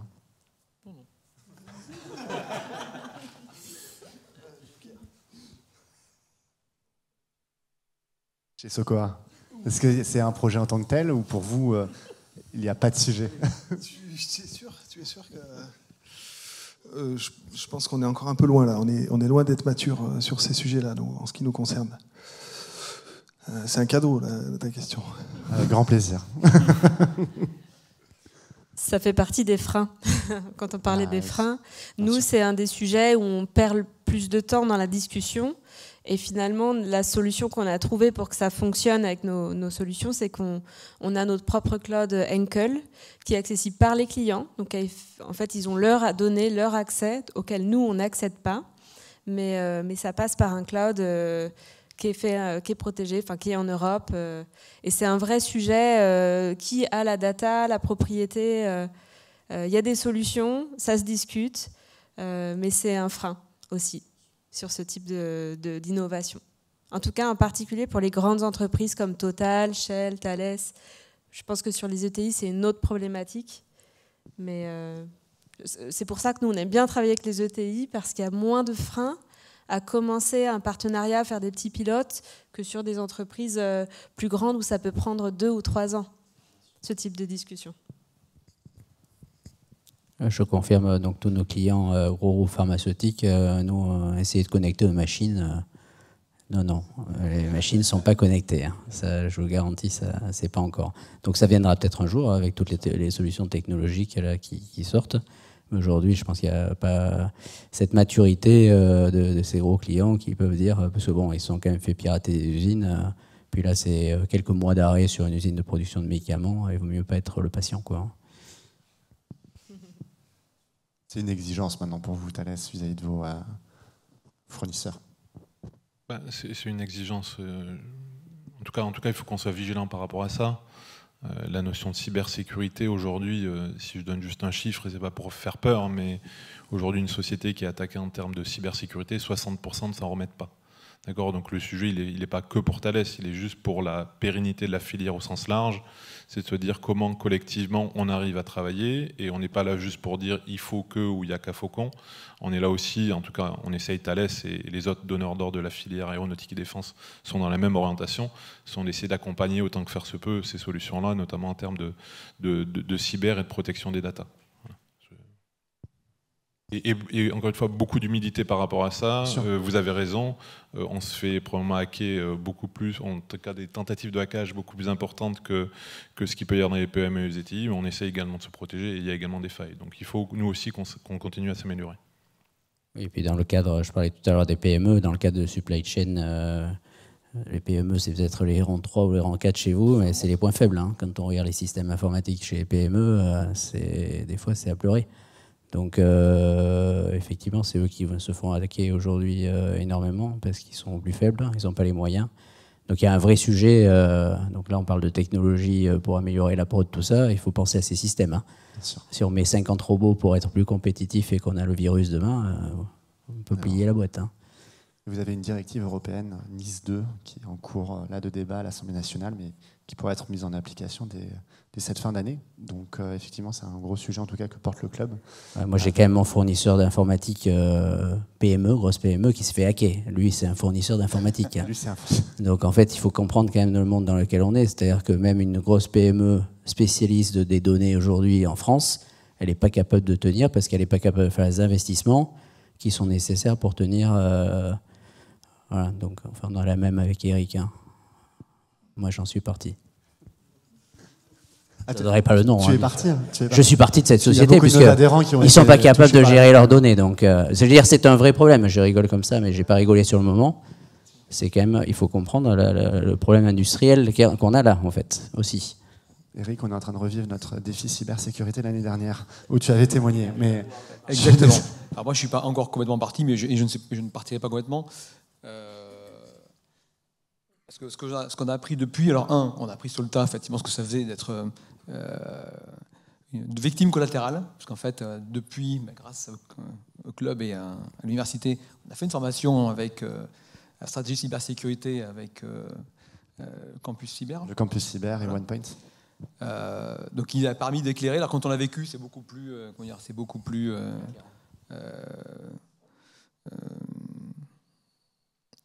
imprégnant, enfin, on est déjà imprégné du sujet.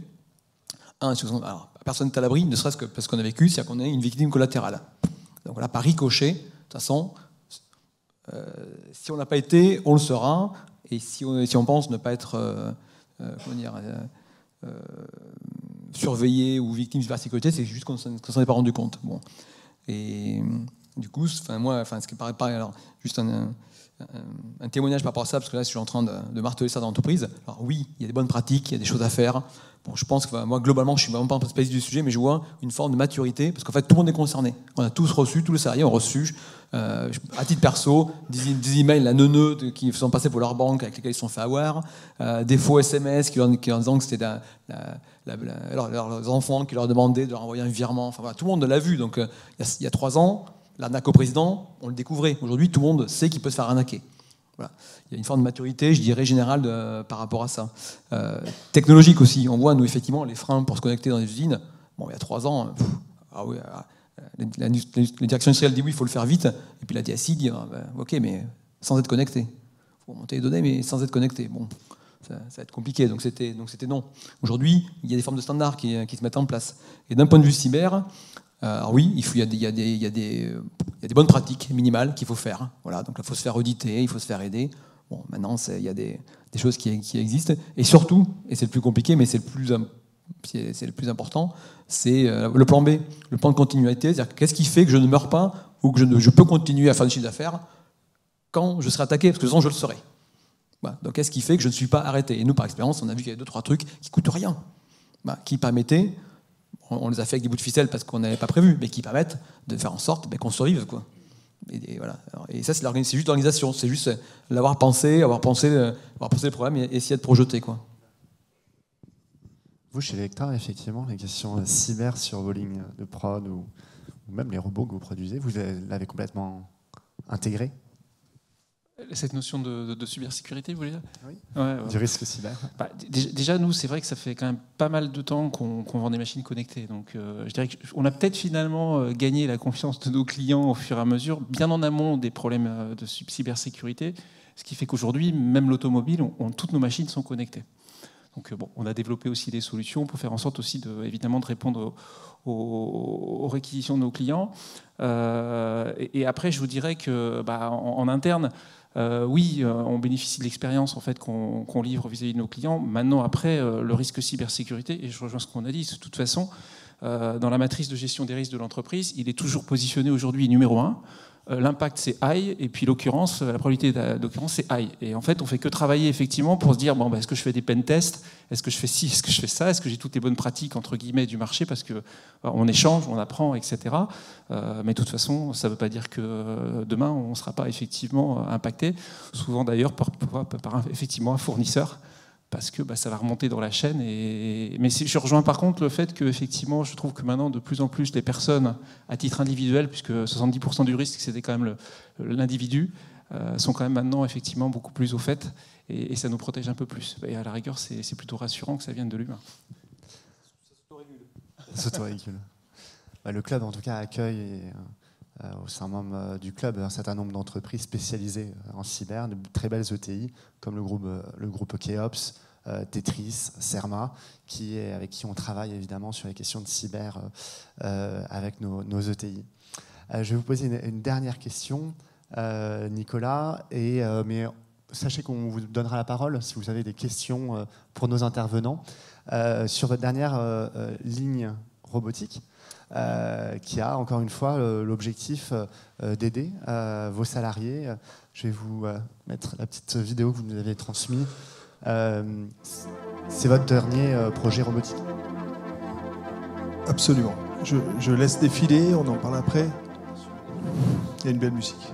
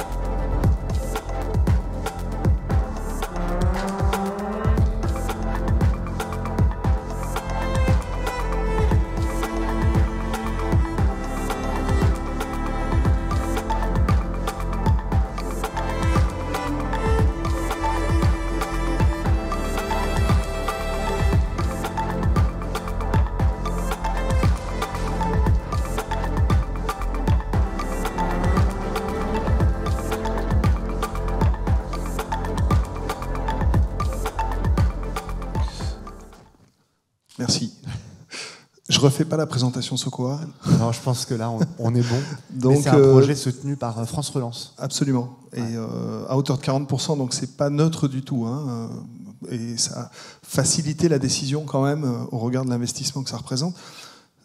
Alors, on n'est pas chez Lexus où effectivement on fait ce qu'on peut à notre niveau, mais c'est un projet qui nous a permis d'accompagner notre croissance, croissance du chiffre d'affaires, croissance de l'activité, et un secteur expédition, là où on prépare nos colis et on reconstitue nos commandes, qui étaient complètement saturées, voire même accidentogènes au regard des déplacements d'engins. Et donc, on a trouvé une idée lumineuse qui était de mettre à profit finalement la hauteur du bâtiment pour gérer ce stock et cet encours qui était stocké au sol, et utiliser les 10 mètres de haut de notre bâtiment pour venir monter des armoires de stockage, et qui permettent donc d'y intégrer l'ensemble de nos colis de produits finis en attendant que la commande soit constituée et en attendant qu'on puisse repalettiser une commande à expédier chez notre client.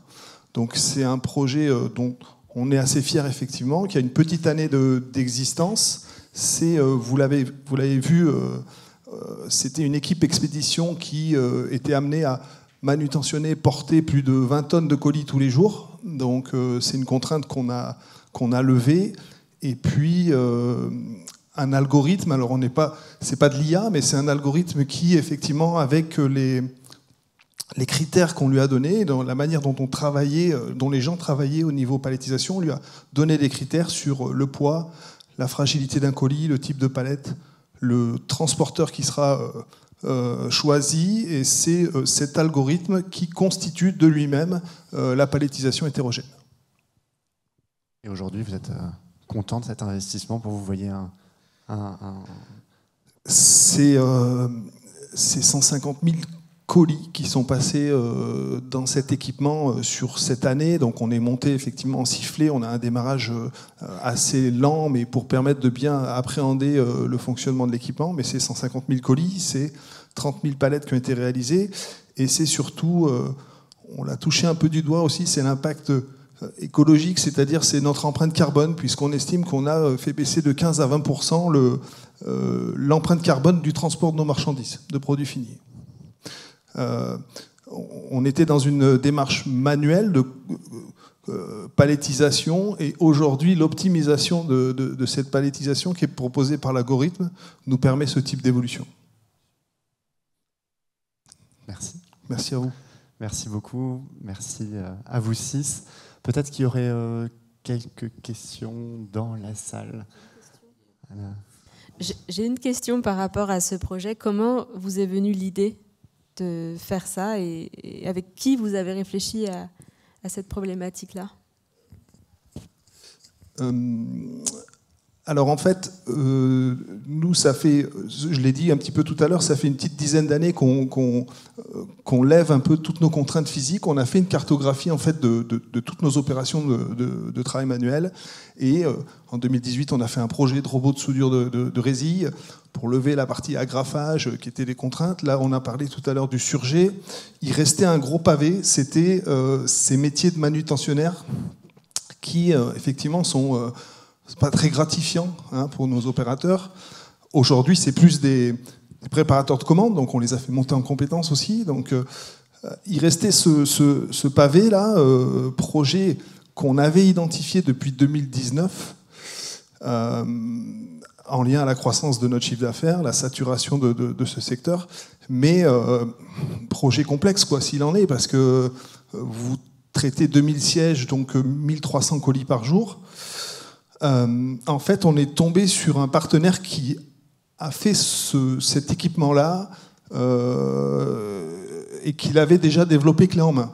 La seule difficulté, en fait, c'est que lui, ses colis étaient standards. Et que nous, on avait cette contrainte de palettisation hétérogène et donc de colis multiformats et de commandes en fait, qui ne sont pas connues. C'est-à-dire que ce n'est pas de la palettisation standard, c'est de la palettisation à reconstituer. Mais ça faisait un moment qu'on réfléchissait au sujet, et je peux vous assurer que si on n'avait pas eu le soutien de France Relance, on ne l'aurait pas fait, quoi. De toute façon. Je ne sais pas si ça vous... Bravo. Merci. Ça fait vraiment projet d'envergure, quoi. Quand on voit la vidéo, c'est assez impressionnant, quoi. Merci, merci à vous six. Est-ce qu'il y aurait quelques questions dans la salle? Pas forcément. Dans tous les cas, vous pourrez échanger avec eux à la suite de notre défi. Bah, écoutez, merci encore. On va passer à notre dernière partie.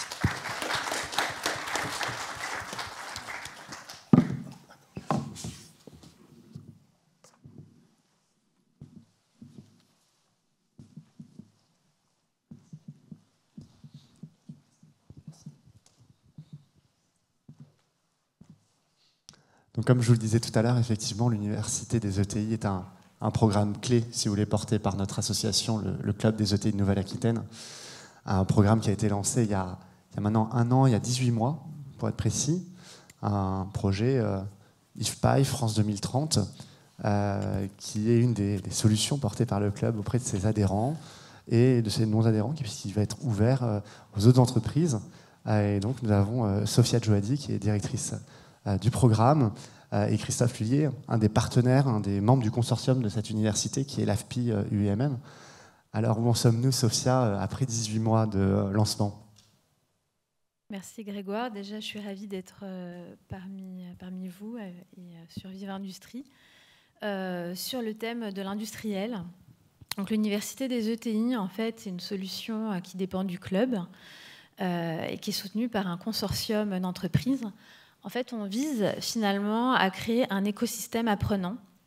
Donc on est vraiment sur un nouveau paradigme. On se rend bien compte qu'avec les problématiques d'aujourd'hui sur les différents défis, tout à l'heure on a parlé des problématiques géopolitiques, on a des problématiques sur tout ce qui est international, mais pas uniquement. En fait, on a l'environnement, on a les transitions, pas uniquement industrielles, mais des modes de management et tous les enjeux humains.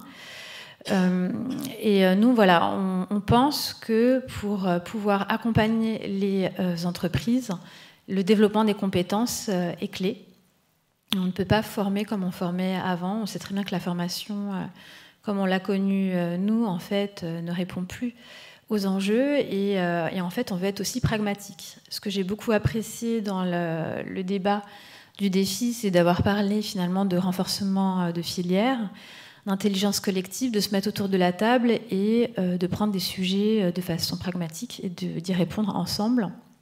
L'Université des ETI est là pour accompagner en fait ce renforcement à travers un écosystème. Donc, à mes côtés, j'ai lui laissé la parole. On a Christophe qui travaille pour l'AFPI, donc le pôle formation de l'UIMM, donc sur notre offre industrielle. Aujourd'hui, on est capable, on a des partenaires sur la partie transformation digitale, que ce soit avec OnePoint, l'école 42, Simplon. On est aussi en lien à travailler effectivement sur ce côté solidaire, qui est aussi l'ADN du club, de savoir mettre finalement wagon après wagon des lignes de traction pour amener les plus petits et les plus grands à travailler ensemble. Donc on est capable de mettre autour de la table un certain nombre d'interlocuteurs. On est très fiers d'être financés par France 2030, donc avec l'État et la région Nouvelle-Aquitaine, qui finance 50% du PIA avec l'État. Donc l'Université des ETI, c'est un investissement sur 3 ans de plus de 2 millions d'euros avec nos partenaires, dont plus d'1 million d'euros avec l'État et la région, parce que on y croit et on croit en ce paradigme d'intelligence collective.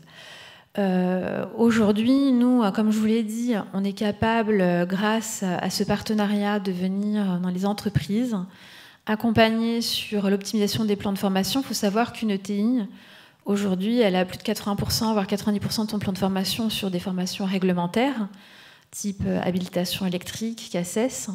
Et pour autant, vous l'avez entendu, en fait, on est sur des chaînes de valeur où on doit aussi permettre à ces entreprises d'avoir accès à l'accompagnement en fait, sur les transformations majeures. Donc, nous, on est là avec le club pour accompagner les DRH, les dirigeants, parfois les DAF, en tout cas les personnes qui croient aux enjeux humains de l'entreprise, sur l'optimisation des plans de formation, pour arriver justement à permettre aux collaborateurs et à leurs managers d'avoir des formations de qualité. Donc c'est ce qu'on appelle effectivement conseil et audit sur les plans de formation. Les grands groupes ont souvent une dizaine, voire une cinquantaine de collaborateurs qui sont là pour faire de l'ingénierie formation, uniquement traduire les besoins de l'entreprise, mettre des programmes en place. Une ETI ne peut pas faire ça. Donc nous, notre idée de se mettre en consortium, c'est aujourd'hui l'équipe cœur, on doit être une vingtaine, en étendue on est plus d'une cinquantaine en fait. Avec tous nos partenaires, on est capable de monter des programmes sur mesure, en industriel bien sûr, en cyber, en IA, en management et en transition environnementale. Donc l'ingénierie, l'accompagnement stratégique, l'optimisation des coûts, on sait faire tout ça, on a une force de frappe et on est structuré. Et nous-mêmes, on fonctionne en intelligence collective, c'est-à-dire que on est capable de se parler de façon franche, en mettre sur la table en fait nos intérêts pour pouvoir en fait vous proposer les meilleurs experts et les meilleures solutions, quand bien même parfois on travaille sur les mêmes sujets avec des accords commerciaux qui sont tout à fait équitables. Dernier point, on gère aussi toute la partie gestion administrative, notamment avec l'AFPI, qui est le pôle formation UIMM. Donc on est certifié Calliope, on est capable en fait avec un seul interlocuteur unique, quand bien même on est une cinquantaine d'acteurs, d'avoir une seule facturation et que vous puissiez, si jamais besoin, avoir les éléments de dossier pour vos OPCO ou autres financements. Voilà pour l'Université des ETI. Donc aujourd'hui, plus de 400 personnes formées sur la première année. On a le même objectif pour cette année. Et il y a plus de 4000 personnes à former sur les 3 ans. Et on marche bien, on a des retours très positifs. Merci Eric Sinclair sur le retour sur son parcours cyber. Mais on fait effectivement d'autres choses. Je m'arrête là parce que je voudrais passer la parole à Christophe, qui également va présenter en fait le parcours et la traction industrielle qu'on voudrait faire cette année. Peut-être aussi le rôle de l'AFPI dans ce... Donc bonjour à tous, Christophe Lhuillier, pôle formation UMM à Bruges. Donc comme l'a dit Sophia, on fait partie du consortium de l'Université des ETI et on amène notre expertise, pour ceux qui ne nous connaissent pas, sur tout ce qui est l'aspect industriel et management industriel de proximité. Alors l'idée de la traction est symbolisée par une jolie locomotive et ses wagons. Alors vous n'avez pas tous les wagons là, parce que ça ferait un peu beaucoup, si je puis dire. La phrase qui est importante, je pense, sur ce slide, c'est renforcer l'efficience de l'outil de production jusqu'à l'intégration des nouvelles technologies. C'est-à-dire qu'on parle beaucoup d'industrie 4.0, mais nos clients industriels, dont les ETI font partie, aujourd'hui ont aussi un besoin de rendre leur efficient de production, rendre leur outil de production, excusez-moi, efficient, sans pour autant avoir déjà intégré du 4.0. On parlait de tout ce qui était IoT. Moi, j'ai des clients qui me disent, j'en suis pas encore à ce niveau-là, mais aujourd'hui, mon outil de production ne répond pas aux exigences de mes clients en termes de respect des délais, de productivité, de bon du premier coup. Et là, la valeur ajoutée de l'université, c'est de vous permettre, par exemple, via un atelier, de construire votre feuille de route, c'est-à-dire de faire un peu un état des lieux de où j'en suis d'un point de vue compétences en production, donc soit mes opérateurs ou mes conducteurs de ligne, où j'en suis en termes de compétences sur mon service maintenance. Eric Sinclair l'a souligné tout à l'heure, un technicien maintenance, c'est pas les Chinois qui vont venir vous le faire. Donc quand vous en avez un, tout le monde en ce moment se le coucoune pour le garder, ou quand ils en recherchent un, on a du mal.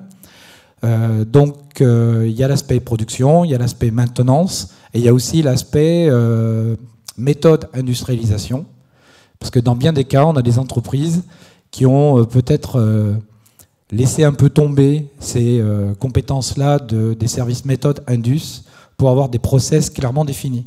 Ça a été cité aussi tout à l'heure, où on veut changer un opérateur par un robot, mais il n'y a pas un service méthode qui est passé à côté pour vous dire attention, l'opérateur, dans la gamme qui n'existe pas, faisait telle ou telle opération. Donc sur cette locomotive avec tous les wagons, l'idée c'est aussi, avant d'aller attaquer la nouvelle techno, de dire aujourd'hui mon outil de production, s'il n'est pas efficient, comment je fais pour le rendre efficient? Et là, l'offre de l'université, c'est de vous permettre, de manière pragmatique, de faire un état des lieux sur ce triptyque production, maintenance et indus méthode, et après de bâtir des parcours de formation sur mesure qui vont répondre dans une logique de juste nécessaire et en juste à temps, puisque comme le plan est déjà pas mal grignoté par les formations réglementaires, on est vraiment dans l'obligation d'optimiser l'investissement sur le développement des compétences. Ça, c'est la partie, je dirais, actuelle. J'ai un outil, encore une fois, excusez-moi, je le rends efficient. Et à partir de là, ou en même temps, c'est vous qui décidez, qu'en est-il de l'intégration des nouvelles technologies? Donc, nouvelles technologies, alors on a beaucoup parlé de l'IoT, mais c'est vrai que nous, aujourd'hui, en tant qu'organisme quand même qui travaille pas mal avec l'industrie, on ne reçoit pas des coups de fil tous les jours de nos clients en nous disant former notre service maintenance à tout ce qui est objet connecté, parce que c'est un besoin urgent. Donc on sent bien que ce n'est pas encore infusé. Où on a de plus en plus de demandes, c'est tout ce qui est formation robotique, même si les robots ils ne sont pas arrivés il y a 2 ans, mais il y a quand même un regain aujourd'hui par rapport à ça. Et là encore, l'université va vous permettre d'offrir des solutions de formation en robotique, aussi bien pour vos conducteurs de ligne, vos opérateurs, que votre service maintenance. Et la petite cerise sur le gâteau, c'est qu'en plus, il y a des habilitations FANUC et ABB, qui sont quand même des marques assez répandues, qui vous éviteront peut-être d'envoyer vos collaborateurs à Paris et plutôt les former en local. Donc la nouvelle techno, voilà, IoT, objets connectés, fabrication additive, hein, alors c'est pour ça qu'on n'a pas mis tous les wagons. Et il y a aussi un aspect qui a été évoqué par Sophia, qui est aussi qui est traduit par apprendre en expédition ETI, c'est-à-dire visiter, rencontrer, découvrir d'autres usines qui ont déjà intégré de la nouvelle technologie ou qui ont mené des projets d'efficience de l'outil de production, de telle manière qu'on puisse s'ouvrir et échanger avec d'autres partenaires. Voilà. Merci Christophe. Cette partie, effectivement, apprendre en expédition, c'est aussi un des axes de déploiement de l'université à travers le réseau du club, mais pas que. Comment tu vois les choses là-dessus, Sophia? Au-delà de l'aspect vraiment, comment dire, formation, module, formation, il y a toute une approche, on va dire, innovante. En fait, on a vraiment aussi analysé le besoin des entreprises sur leur façon d'apprendre. Donc, on remarque qu'apprendre par des pairs qui ont déjà eu les problématiques, parfois c'est juste un coup de téléphone à quelqu'un qui est déjà passé par là, à tout niveau de l'entreprise, hein, que ce soit dirigeant ou même sur une ligne de production. C'est aussi visiter en réel, en fait, hein, quand on dit « mais je vois pas à quoi ça ressemble », comment ça... Tout à l'heure, on parlait de Target, qui est une entreprise française qui a déjà mis de l'IoT. Voilà, mais du coup, comment ils ont fait qu'on aille voir ensemble, en fait, des entreprises. Donc, en fait, vous avez dans le haut de la locomotive des événements qui seront d'ailleurs gratuits pour les adhérents, hein, du club, qu'on peut ouvrir également à d'autres entreprises si besoin. Donc des événements, mais en tout cas qui vont être là sur de l'échange, du co-développement, de la pratique, du réseau, pour aller comprendre sa feuille de route et se l'approprier. Et ça, dans de l'apprentissage aujourd'hui, c'est clé. C'est vraiment de l'apprentissage en faisant, et c'est comme ça qu'on ancre aujourd'hui le savoir-faire, qu'on enlève des fantasmes on fait du lait avec la crémière. Et quand on parle de nouvelles technologies, en fait, c'est des fusées. En fait, c'est en allant voir, en comprenant, en discutant en vrai avec des gens qu'on va commencer à s'approprier. Ah ben, je peux le faire, et voilà mon premier pas. Les premiers pas aussi, ça se travaille en atelier.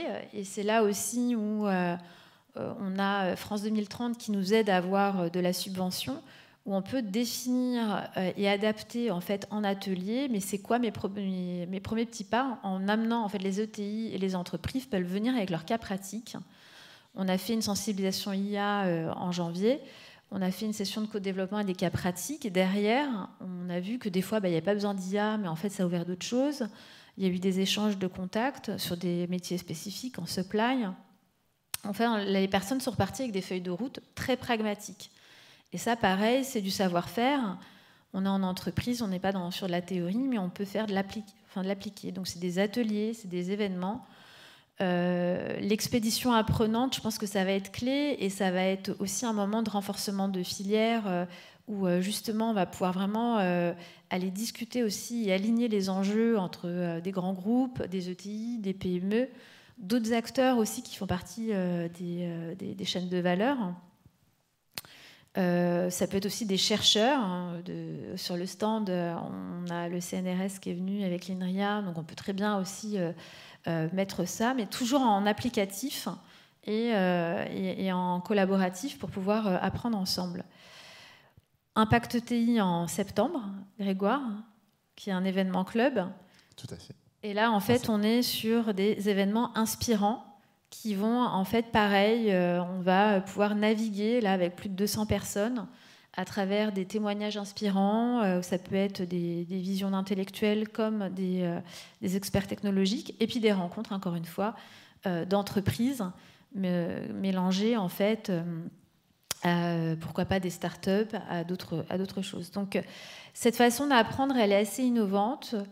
Nous, on est là aussi avec des méthodes d'intelligence collective qui sont reconnues, que vous connaissez certainement, mais on propose ce cadre de rencontres. Et seulement si le besoin est de créer des parcours qualifiants, mais aussi très ancrés en entreprise, on va pouvoir déployer, grâce aux organismes de formation, au Calliope, des parcours même qualifiants en fait, pour la branche industrielle, on va pouvoir proposer des parcours qui seront adaptés. Donc c'est vraiment développer du savoir-faire et de la connaissance à différents niveaux. Et on peut prendre le train en marche, c'est-à-dire que l'ETI qui là voilà veut rentrer en fait et veut renforcer sa ligne de production, mais en septembre-octobre, on va lui proposer en fait des événements. On peut être capable en fait de s'adapter en fait sur l'offre de formation. Par contre, nous on s'engage sur du long terme, c'est-à-dire que cette feuille de route, nous on y croit, de renforcer la ligne de production industrielle depuis l'efficient jusqu'à l'intégration de nouvelles technologies. On sait que c'est un enjeu. Le club des ETI en fait s'engage activement en fait sur du long terme, sur son impact économique et social en fait. Donc on sera présent sur les 3 prochaines années en fait pour accompagner les entreprises et les intégrer en fait régulièrement sur ces sujets et s'adapter en fait à leur niveau de maturité. Dernière question pour conclure. Quelles autres priorités tu ressens au contact de nos ETI en termes de montée en compétences? Tu as parlé de l'IA, on a vu la branche industrielle, mais est-ce que tu sens d'autres demandes qui te sont faites en ce moment? Oui, merci Grégoire. Effectivement, on est à Vive Industrie, donc j'ai mis en avant tu fais bien. Notre envie de tracter en fait la partie industrielle. On a d'autres locomotives en fait, on va faire la même chose sur d'autres sujets qui vont être très en lien. Donc on a l'IA. On a la cybersécurité également, mais on voit très bien que, de toute façon, même sur la partie industrielle, tout est lié, puisqu'on en a discuté sur cette table ronde. On a également en fait, le management, avec les nouveaux modes de management. Le mode de management en ETI, en fait, est un management pragmatique, avec un ADN particulier. On est aussi sur des enjeux en fait, de croissance ou de réorganisation et d'agilité, qui nécessite aussi de développer les fondamentaux en management en fait, pour les managers de nos ETI. Et donc il y a un gros travail sur la culture managériale à faire dans nos ETI. Et en même temps, il y a un ADN en fait, pragmatique, entrepreneurial, donner du sens au travail dans les ETI qu'on ne trouve pas ailleurs. En fait, et c'est pour ça que j'en parle aussi. Et on peut vraiment faire quelque chose aussi et apprendre un métier, se professionnaliser dans nos ETI. Et le manager, en fait, c'est la pierre angulaire pour le faire et donner du sens au travail. Et voilà, on a une jolie locomotive sur ça, tout en sachant que pragmatisme, agilité, ça fait partie de l'ADN aussi des ETI. Donc, c'est une locomotive super chouette. Et la dernière, et je laisse après la parole, mais c'est la locomotive environnement, sur laquelle, Grégoire, tu es aussi en lead et tu as fait un super travail également sur le défi environnement, donc si tu voudras en toucher un mot. Non, mais très rapidement, effectivement, tout un axe de transformation sur la question environnementale. Heureusement, nos ETI sont quand même maintenant plus que sensibilisées aux enjeux. Elles ont de nouvelles attentes des donneurs d'ordre, on a entendu notamment, mais de leurs financeurs. Aujourd'hui, on va bien sûr plus loin et donc on développe effectivement, notamment avec la région Nouvelle-Aquitaine, avec qui on est en train de travailler sur cet axe d'accompagnement pour cette fin d'année. Sur la feuille de route environnementale, sur la question de l'énergie et de la résilience des business models de nos entreprises. Christophe, tu voulais dire ? Je voulais rebondir sur le défi management, puisqu'il y a aussi tout ce qui est la partie management industriel et qui est directement connecté avec Industrie 4.0. Je vais vous donner un exemple concret de cette semaine avec un client qui, en fin de compte, a commencé à investir sur son équipe de maintenance sur la méthodologie de recherche de panne. La question qu'on avait après, c'est comment transformer l'essai, parce que former, c'est bien, mais démontrer la compétence au poste, c'est beaucoup mieux. C'est-à-dire comment s'assurer que les personnes allaient vraiment intégrer cette nouvelle méthodologie de recherche de panne. On est arrivé au fait qu'il fallait que ça soit porté par les managers de proximité, qui eux-mêmes, lors des rituels ou de l'accompagnement de l'équipe sur le terrain, puissent les aider à mettre en œuvre. Et là, l'entreprise s'est aperçue qu'en fin de compte, ils ne s'étaient jamais posé la question, est-ce que mes managers de proximité étaient prêts à intégrer cette approche-là et à la rendre opérationnelle, en fin de compte, sur le terrain. Donc, quand on parle de rendre efficient l'outil de production, il y a aussi, à ne pas oublier, les managers de proximité, aussi bien en prod qu'en maintenance ou sur les services support. Parce que dans bien des cas, dans tous les cas même, c'est eux qui vont porter le transfert et la mise en œuvre. Et si on les néglige dans la posture, ou voire même l'intégration des outils et méthodes qui doivent accompagner, en fin de compte, l'efficience de la formation qui est faite sur les opérateurs, les conducteurs ou les techs sera pas... le ROI sera moins bon parce qu'on aura formé, mais on n'aura pas transféré au poste. Voilà, donc je voulais simplement mettre le point là-dessus, parce que c'est un autre défi, mais il est directement connecté avec celui-ci. Merci Christophe. Merci à vous deux. On va pouvoir vous retrouver évidemment dans le salon, je crois que c'est le B05. C5. C05. C05 pour pouvoir échanger et poursuivre les échanges. Merci à tous, c'est la fin de notre défi. Merci pour votre participation et on se retrouve, je pense, dans le village pour échanger. Merci à tous.